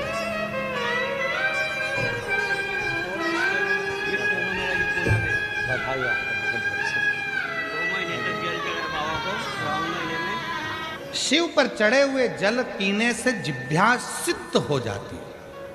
हमें सिद्ध करने का कोई मंत्र नहीं आता, हमें कोई साधना नहीं आती, हमें कोई व्रत नहीं आता, हमें कोई तप नहीं आता।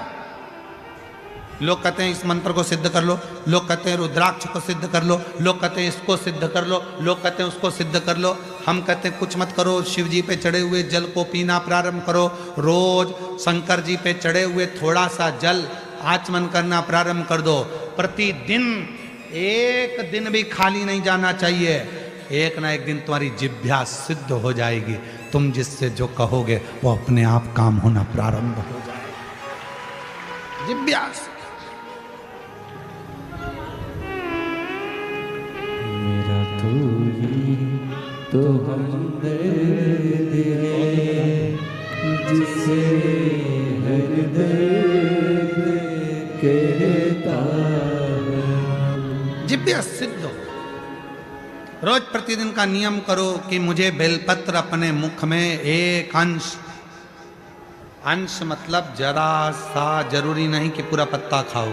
हम तो कहते हैं कि बिल्कुल एक छोटी सी बिंदी होती है ना, उस बिंदी के बराबर भी जरा सी बेलपत्र भी अगर शंकर की चढ़ी हुई तुम्हारे मुख में जा रही है, समझ लेना तुम्हारी जिह्वा एक दिन इतनी सिद्ध हो जाएगी कि तुम किसी को कुछ कहोगे और वो बात पक्की हो जाएगी, उसकी सिद्धता। शंभु शंभु शंभु, वो सिद्ध होती है।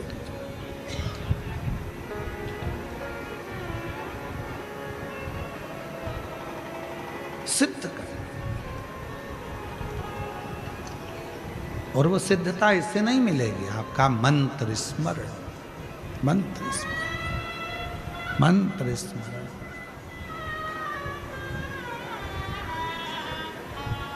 और जितना सिद्ध कर सकते हो कर लो, जितना मंत्र से।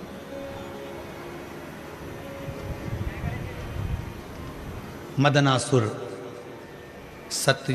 सतयुग का एक ऐसा असुर था। मदनासुर एक ऐसा असुर, सारे देवताओं का तप कर लिया था, आखिरी में उसने शिव जी की तप करा। मंत्र नहीं जानता था, साधना नहीं जानता था, व्रत नहीं जानता था, उपास नहीं जानता था।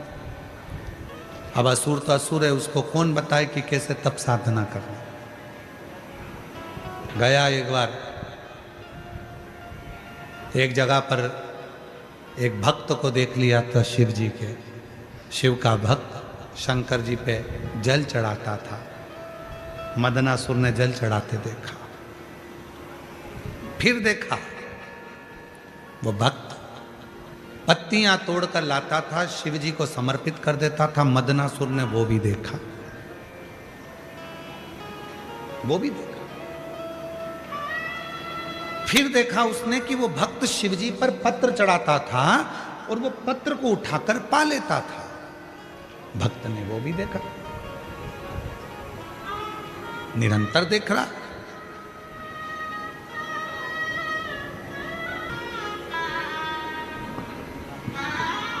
बधाई आपको बहुत बच्चे।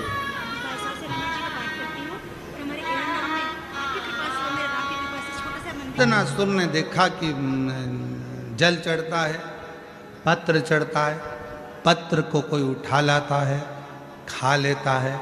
मदनासुर ने सोचा मुझे मंत्र नहीं आता, तप नहीं आता, साधना नहीं आती, व्रत नहीं आता, तो मैं भी एक काम करता हूँ, शिव जी को पेड़ की पत्तियां चढ़ाऊंगा, खाऊंगा।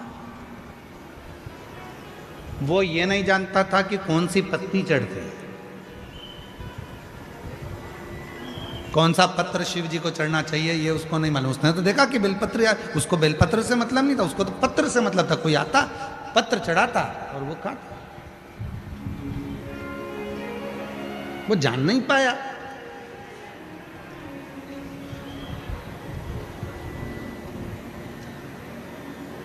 मदनासुर ने बहुत घोर तप नहीं किया, शिव जी पे पत्र चढ़ाता, उस पत्ती को खाता, खाते खाते खाते खाते सालों निकल गए। शिव प्रसन्न हो गए, शिव प्रसन्न।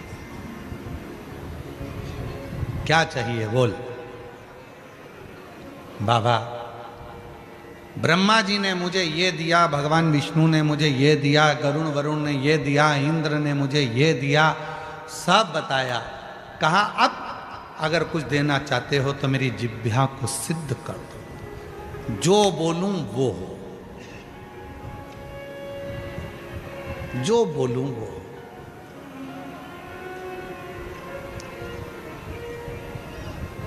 शिव जी तो शिव जी थे, रोज बेलपत्र खाने वाले की जिह्वा शिव सिद्ध कर देते हैं। रोज शिवलिंग पे चढ़े हुए जल पीने वाले की जिह्वा शिव सिद्ध कर देते हैं। और रोज जो अपने मुख से श्री शिवाय नमस्तुभ्यम कहता है, उसकी जिह्वा और मुख शिव सिद्ध कर देते हैं। शिव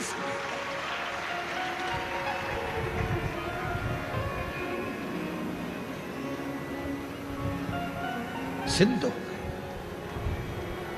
मदनासुर वर देता हूं, तेरी जिह्वा आज से सिद्ध होती है, तो जिस जिह्वा से जो बोलेगा वो होगा। शिव जी ने सोचा नहीं गलत बोल दिया तो, शिव जी ने विचार ही नहीं करा, सिद्ध हो गई जिह्वा। मदनासुर ने बोलना प्रारंभ कर दिया। संत यज्ञ कर रहे थे, मदनासुर ने बोल दिया यज्ञ में पानी गिरना प्रारंभ हो जाए। यज्ञ में पानी गिरा, भस्म। कोई स्त्री हंडा लेकर जा रही थी, पानी का मटका। मदनासुर को जाने की जरूरत ही नहीं थी, देख लेता था, ऊपर से कह देता फूट जा, फूट गया। जिह्वा से अच्छा हुआ वो तो भुसावल वालों की जिब्या सिद्ध नहीं हुई। ये किसी को गड़बड़ नहीं करते यार।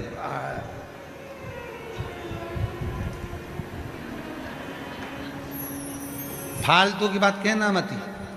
बोलूं अब भी बोलूं।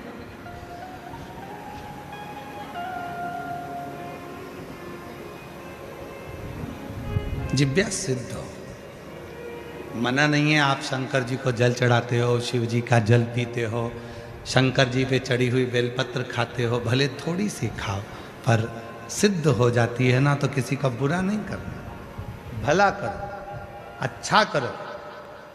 भगवान भोलेनाथ जी से कहकर जाना इस पंडाल में, बाबा 4 व्हीलर गाड़ी दिलाना, अगली बार जहां कथा हो तो मेरे मोहल्ले की माताओं को उस गाड़ी में बिठाकर कथा सुनाने के लिए ले।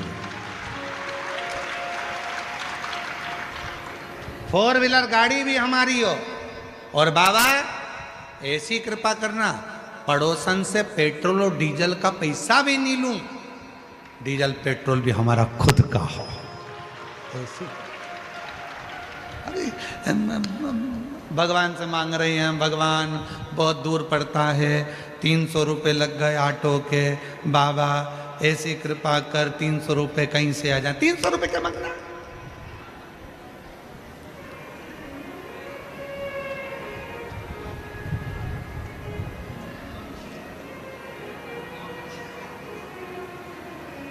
पड़ोसन से झगड़ा हुआ, भगवान से कह रही है, भगवान वो कमलाबाई बड़ी दुखदाई, इतनी तकलीफ दई, बाबा कुछ कर। अब कमलाबाई के पीछे पड़ी। यार क्या करना कमलाबाई से? लड़ाई हुई है ना, झगड़ा हुआ है ना, होने दो। भगवान भोलेनाथ जी को जल चढ़ा कर कहना, बाबा ऐसी कृपा कर। कमलाबाई बहुत दुखी रहती है, इसलिए उसके मुंह से गालियां निकलती है। जब भगवान तो उसे सुख दे देगा तो गाली नहीं, बहारो फूल बरसा, फिर वो गाली नहीं देगी, फिर वो फूल बरसाए। तकलीफ होती है तो गाली निकलती है।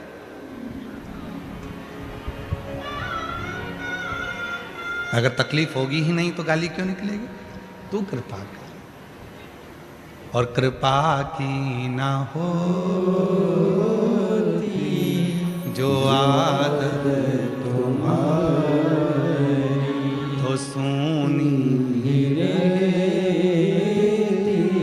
अदालत तुम्हारी, गरीबों के दिल में जगह तुम न पाते, तो किस दिल में होती इबादत तुम्हारी। अच्छा मांगो, अच्छा होगा।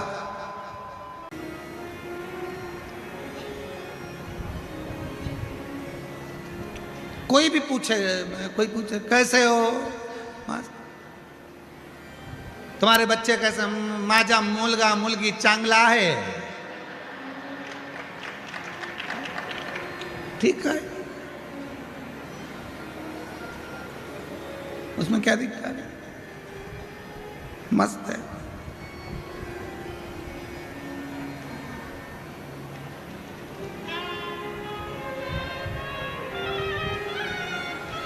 तो वो पूछे काय से चांगला है? 1 लोटा जल, शिवपिंडी घेऊन, क्या बोलते हैं, 1 लोटा जल शिवपिंडी घेवला है। 1 लोटा जल शिवपिंडी घेव रोज घेव।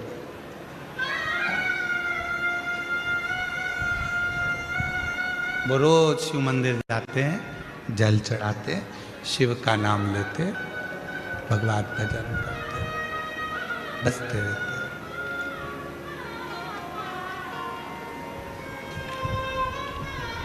रोज बसते।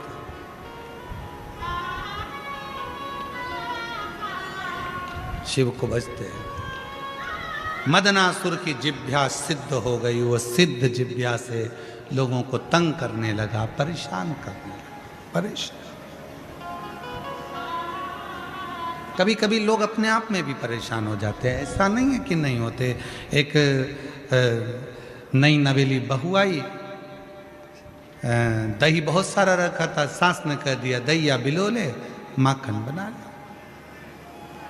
और वो नवनीत बनाने के लिए, माखन बनाने के लिए बैठ गई। माखन बना रही थी, नई बहू थी, सिर पे पल्लू वल्लू रख के खूब जोरदार माखन बनाने के लिए जो बैठी और मक्खन जो बिलोने में लगी। और थोड़ी देर बाद आवाज लगाया, सासू जी, सासू जी। सासू जी प्रसन्न होकर आई, बोल बेटा क्या हुआ? मक्खन आ गया। अब उसने जिंदगी में पहली बार तो मक्खन निकाला था, तो चिल्ला कर दौड़ी, मम्मी मम्मी सासू जी मक्खन आ गया। सास आई, सिर पे पल्लू लेके जूड़ा बांध के एक थप्पड़ दिया बहू के मुंह पे। अकल नहीं है, पागल हो गई है, कल की आई, तेरे बाप ने यही सिखाया है, ससुर का नाम लेती है। अब उसको क्या मालूम था कि मेरे ससुर का नाम मक्खन है, लेती ही नहीं। पहले बताना था कि मक्खन ससुर का नाम है, ससुर का नाम लेती, तेरे बाप ने यही सिखाया, दिया एक धर के। आज के बाद अगर ससुर का नाम लिया तो जीवान खींच लूंगी तेरी। ठीक है। 3 महीने के बाद सास ने फिर दही रख दिया, वो बिलोने बैठी, फिर बिलोते बिलोते फिर मक्खन आ गया, फिर चली जाए, सासू जी ओ सासू जी। सासू जी दौड़ कर आई, क्या हुआ? ससुरा हंडी में आ गया।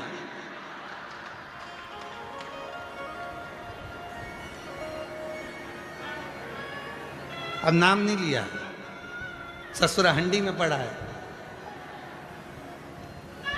मटकी में मक्खन पड़ा है। तो कभी कभी हमारी परेशानी हम स्वयं लेते, कोई दूसरा नहीं लेता, कोई दूसरा नहीं बनाता।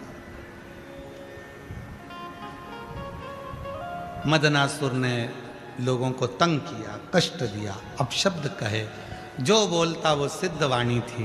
परेशान हो गए, बहुत कष्ट हुआ, बहुत कष्ट। तब देवता जहां जाते थे, जिस विमान पर बैठकर ऐरावत हाथी पर बैठकर इंद्र जाता था और मदनासुर दूर से देख लेता था इंद्र ऐरावत पर आ रहा है, मदनासुर कह देता था ऐरावत की टांग टूट जाए, ऐरावत की टांग।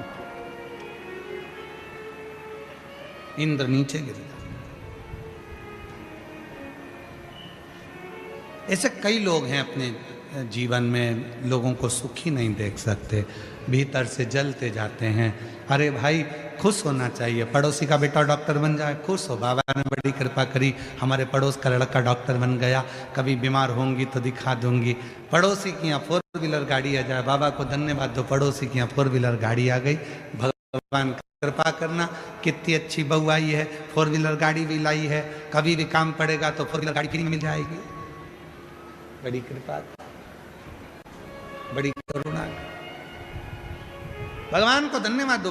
भगवान तूने 2-2, 3-3 मकान दे दिया, बड़ा अच्छा करा, कभी भी सीवर वाला मारा जाएगा तो कम से कम हमारे मकान खेल हो जाएगा, तूने बड़ी करुणा कृपा।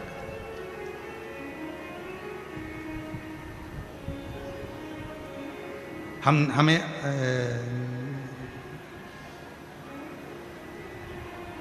कहाँ है विजय रतन भोई जी? हम कौन सी कॉलोनी में ठहरे हैं?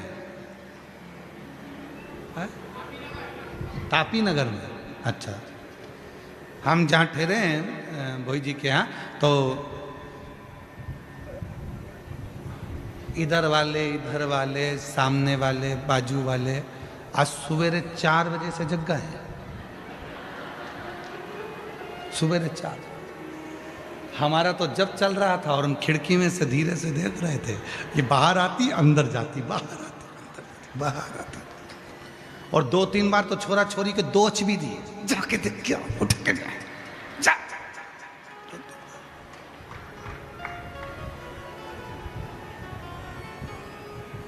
हम एक पीछे वाली खिड़की में से देख रहे थे, इतने में एक बच्चा दौड़ कर गया मम्मी के पास, मम्मी गुरुजी आ गए, गुरुजी आ गए। मम्मी बाहर आके फिर 2 धर के दी, ये तो आशीष है, फिर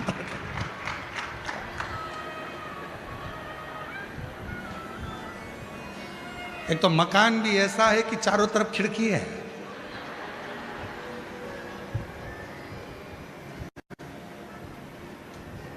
अभी तक कैमरे लगते थे, अभी तो ओरिजिनल कैमरे लगा रखे। पर पूरी कॉलोनी काफी नगर पूरा मस्त है, शिव की कृपा से सब आनंदमय है। ये शिव की भजन, आनंद और भक्ति यही होना चाहिए, इसी में सुख है, वो सुख और कहीं, वो सुख और कहीं हो नहीं सकता। और शंभु शरणे पड़ी मांगू घड़ी रे घड़ी, दुख काटो दया करी दर्शन आपको। शंभु शरणे पड़ी मांगू घड़ी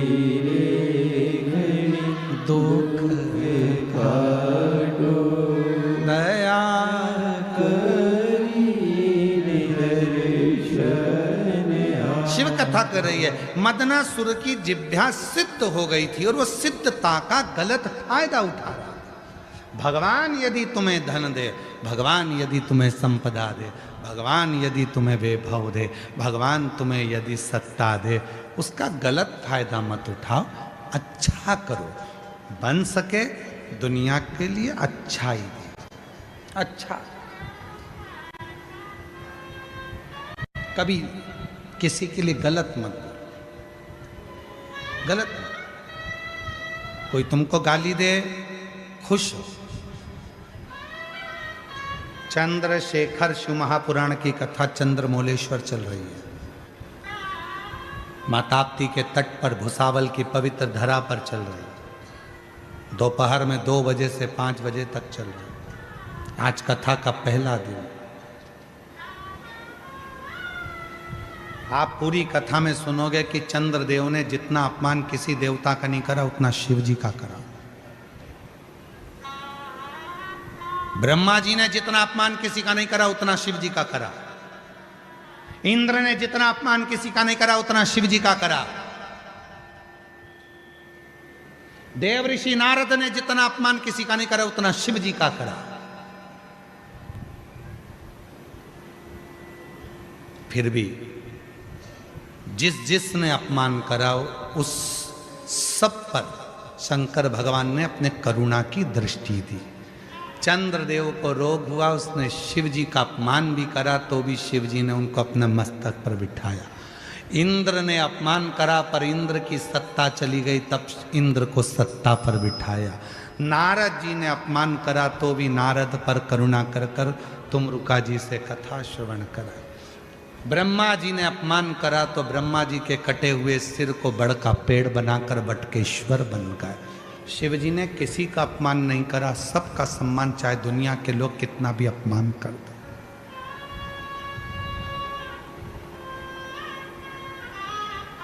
और याद रखना, आप किसी को गाली देते हो तो एक ना एक दिन उससे तुम्हारा पाला जरूर पड़ेगा। आप किसी को अपशब्द कह रहे हो तो एक ना एक दिन उससे तुम्हारा पाला जरूर पड़ेगा, उसकी जरूरत तुम्हें पड़ेगी। इसलिए वाणी ऐसी ना बोलिए जिससे किसी को तकलीफ हो, किसी को कष्ट हो।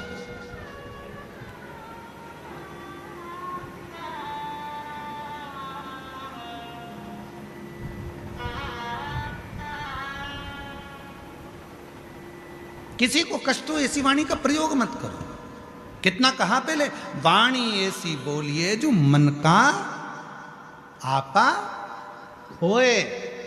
पर आज के जमाने में वाणी ऐसी बोलिए जो जम के झगड़ा होए, पर उससे मत बोलिए जो तुमसे तगड़ा होए। ये आज की रीति है, पहले की रीति थी वाणी ऐसी बोलिए जो मन का आपा हो। प्रेम वाणी से बरसता रहे, जिह्वा से प्रेम बरसे, स्नेह बरसे।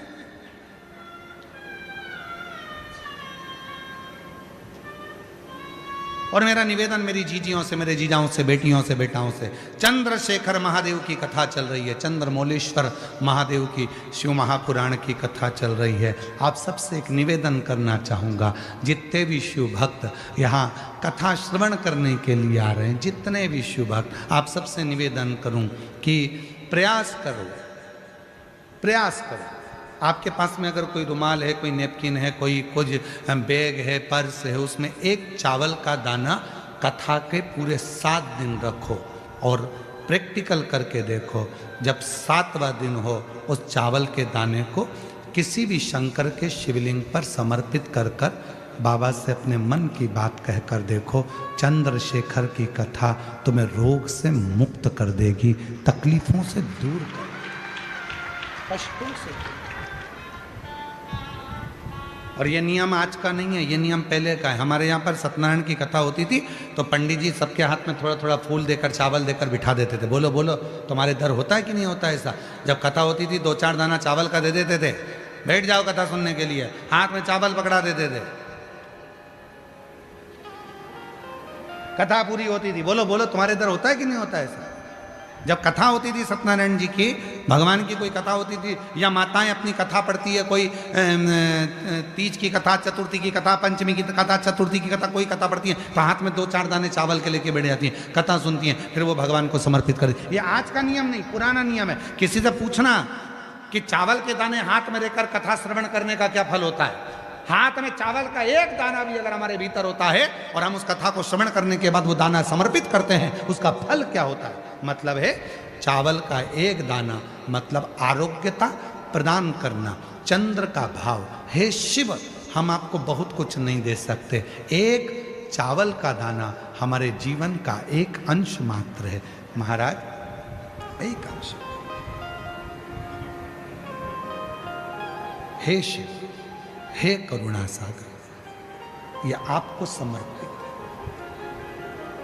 ये अंश।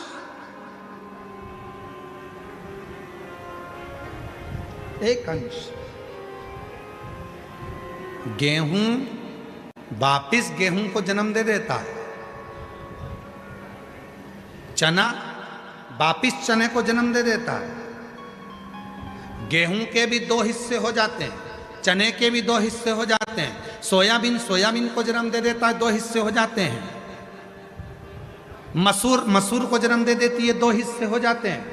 पर चावल का एक दाना जिसके 2 हिस्से, 2 फड़ कभी नहीं होते, और वो चावल का दाना चावल को जन्म नहीं देता, वापिस अंकुरित नहीं होता, वो एक बार अंकुरित हो जाता है, फिर दूसरी बार अंकुरित वही चावल का दाना नहीं होता। गेहूं का दाना फिर अंकुरित होगा, सोयाबीन फिर अंकुरित होगा, चना फिर अंकुरित होगा, परंतु जो चावल का दाना है वो 2 फड़ में नहीं टूटता, वो अंकुरित वापिस नहीं होता।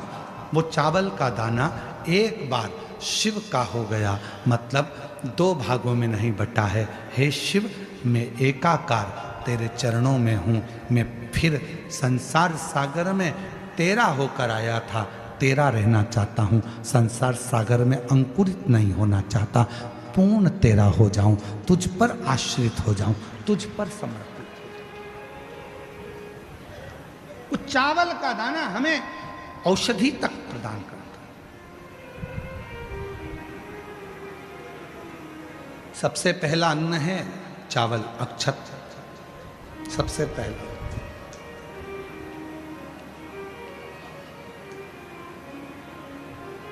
सबसे पहला अगर कोई अन्न है तो वो अक्षत है, सबसे पहला चावल, ये समर्पित है। एक चंद्रमौलेश्वर महादेव का नाम लेकर एक चावल का दाना भी सुख देता। और मेरी जीजियां याद रखें, मेरी जीजियों से निवेदन है, कभी कभी ऐसा लगता है शरीर में अगर कोई गांठ पड़ जाती है, बच्चादानी में गांठ आ गई, चेस्ट में गांठ आ गई, शरीर के कोई अंग में गांठ आ गई, घबराना नहीं है, डॉक्टर का इलाज करवाओ, दवाइयाँ लो, साथ में एक नियम बनाओ, प्रदोष काल में 2 दीपक शिव जी के मंदिर में लगाओ और एक चावल का दाना शंकर भगवान पे चढ़ाना प्रारंभ करो। वही चावल के दाने को वापिस उठाओ।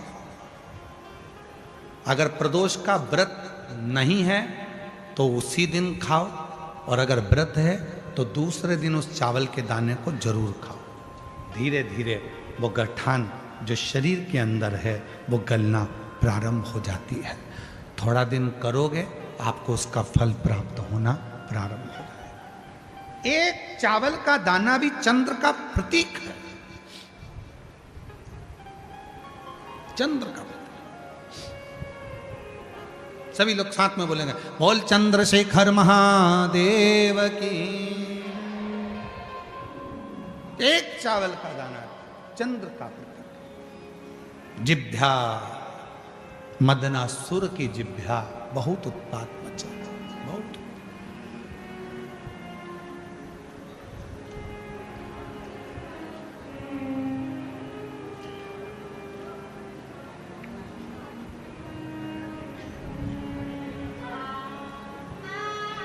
और हम महादेव नमन चरणों में। सबसे निवेदन है, जितने भजन की लाइनें हम गुनगुनाते हैं हमारे साथ आप भी बोला करो, आप भी प्रार्थना करा करो। आपकी आवाज इस व्यासपीठ तक पहुँचे, आपके स्वर ऊंचे कर कर बोला करो, बाबा तक पहुँचे। जो पड़ोस में बैठी है वो भी याद कर सके, वो भी बोल सके। कभी मंदिर में जाएंगे, गुनगुनाएंगे तो बाबा उनको स्वीकार करे।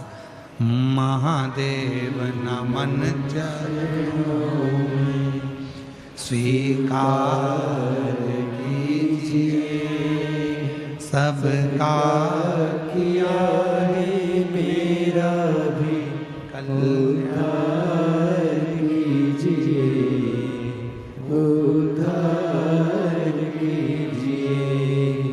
हे त्रिपुंडधारी, हे त्रिशूलधारी, चरणों में तेरे बाबा जी पावन है चारों धाम। चरणों में तेरे बाबा जी पावन है चारों धाम। तेरी देव कर दे वंदना, पूजे तेरी देव कर दे वंदना, पूजे सीताराम। हो जाए पूरी कामना, हो जाए पूरी कामना। उपकार कीजिए, सबका किया है मेरा भी उद्धार कीजिए, उद्धार कीजिए। हे त्रिपुंडधारी, हे त्रिशूलधारी, हे त्रिपुंडधारी, हे त्रिशूलधारी। शिव से प्रार्थना, मदनासुर की जिभ्या सिद्ध तो हो गई, पर गलत प्रयोग किया, गलत। कभी कभी भगवान आपको सिद्धि देता है,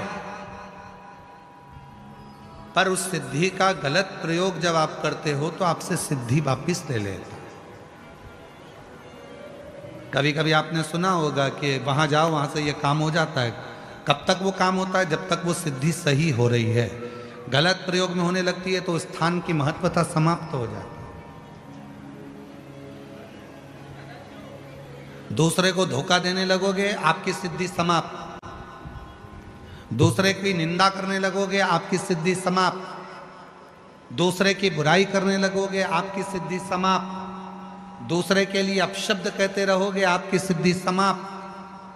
भारत की भूमि के कई संत ऐसे हैं जो अपनी वाणी से ना तो किसी को बद्दुआ देते हैं, ना किसी की निंदा करते हैं, ना कभी किसी के लिए अपशब्द कहते हैं। और भारत भूमि के कई संत ऐसे हैं जो दिन भर बैठकर बद्दुआ ही देते रहते हैं, गालियां ही देते रहते हैं, अपशब्द ही कहते रहते हैं, निंदा ही करते रहते हैं। तो समझ लेना कि वो संत के कोटे में नहीं आते।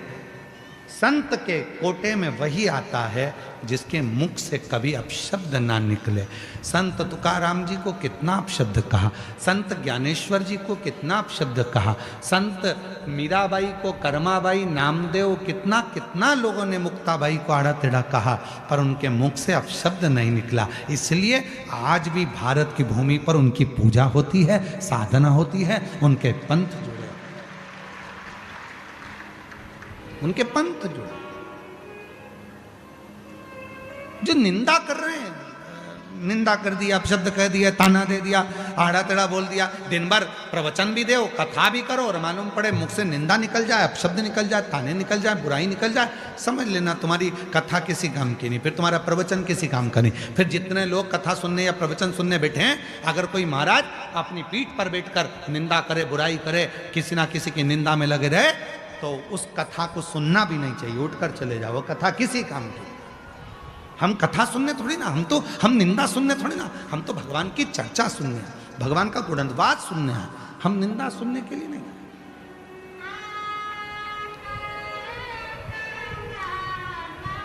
हम निंदा सुनने नहीं आए, कथा सुनाओ। श्री शिवाय नमस्तुभ्यम, भगवान की लीलाओं का गुणगान करो। मदनासुर की जिह्वा सिद्ध तो थी, पर वो सिद्ध किस काम की? आखिरी में देवताओं ने शिव जी से प्रार्थना करी, बाबा आपने सिद्धि दी है, आप कुछ करो। शिव जी ने कहा मैं देकर वापस लूंगा, ये अच्छी बात है, मैं देकर वापस लूं ये ठीक नहीं, मैं वापस नहीं लूंगा। हाँ तुम सब आए हो कि इसके लिए कुछ करो, तो मैं पार्वती जी से प्रार्थना करूंगा, मां जगत जननी जगदम्बा से प्रार्थना करूंगा। शिव जी ने कहा पार्वती, एक मदनासुर है, जिह्वा सिद्ध हो गई तो लोगों का बुरा कर रहा, उसका संहार करना। पार्वती जी बोलती हैं मैं कैसे संहार करूं, जिह्वा तो मुख के अंदर है, और जिह्वा मुख के अंदर है, जो गलत बोलती है उसको कैसे मारूं, मदनासुर को कैसे मारूं? और अगर मैं उसको मारने के लिए गई और जैसे ही मारने के लिए गई उसने जिह्वा से कुछ कह दिया, तो मैं तो खड़ी की खड़ी मर जाऊंगी। दिक्कत तो जिह्वा से। मान लो मैं इतनी दूर हूं और उसको मारने के लिए दौड़ूंगी, जिह्वा तो 1 मिनट में चल जाएगी, 1 मिनट में। हमने कथा में कहा था, बंदूक की गोली चलती है, तलवार चलती है, चक्कू चलता है, भाला चलता है, थप्पड़ चलता है, लात चलती है, ये सब बाद में चलते हैं, पहले जिह्वा चलती है। अगर जिह्वा ना चले तो बंदूक की गोली भी ना चले, अगर जिह्वा ना चले तो चक्कू भी ना चले, अगर जिह्वा ना चले तो तलवार भी ना चले। ये तलवार कब चलती है? जब जिह्वा चलती है। आप आड़ा टेढ़ा बोलोगे तलवार चलेगी, आड़ा टेढ़ा बोलोगे झगड़ा होगा तो बंदूक की गोली चलेगी। कब चली? जब ये जिह्वा चली। तो जिह्वा पर कंट्रोल कर लिया तो ये कुछ चलने वाला है ही नहीं। पार्वती जी ने कहा मैं मारने गई और उसने जिह्वा चला दी, तो कहे भस्म भस्म, लो सिद्ध है उसकी जिह्वा। शंकर भगवान बोले दिक्कत तो यही तो अड़ी हुई है, अब तू बता क्या करें। इतने में पार्वती जी ने कहा एक काम करो, तुम बगला मुख बन जाओ और मैं बगला मुखी बन जाऊं। बगला मुखी?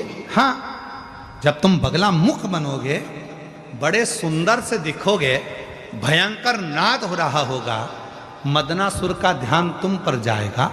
इतनी देर में मैं उसके पास में जाऊंगी और वो तुमको देखकर एकदम अचंभे में पड़कर जीवान बाहर निकालेगा और मैं उसकी जीवान पकड़ लूंगी, फिर बोल ही नहीं पाएगा, उतनी देर में तो निपटा दूंगी। ठीक है? यदि आप लोगों ने बगलामुखी माता का दर्शन करा हो तो बगलामुखी माता एक असुर की जिह्वा पकड़ी है और उसको मार रही है, वो मदनासुर है। शिव जी बन गए बगलामुख, मदनासुर का ध्यान गया शिव जी की ओर और मां बगलामुखी बनकर पास में गई। वो जिह्वा निकाल कर देख रहा था एकदम अचंभे में। कभी कभी किसी किसी की आदत होती है, एकदम कोई अचानक बात आ जाती है तो एकदम जिह्वा दांतों में दबा लेता, बाहर निकल जाती है, उसकी भी जिब्या बाहर है। पार्वती जी ने पकड़ लिया जिब्या को, वो भयंकर जिब्या के कारण गरजने लगा। पार्वती जी ने उसका संहार कर दिया। माँ जगत जननी का नाम बगलामुखी हो गया।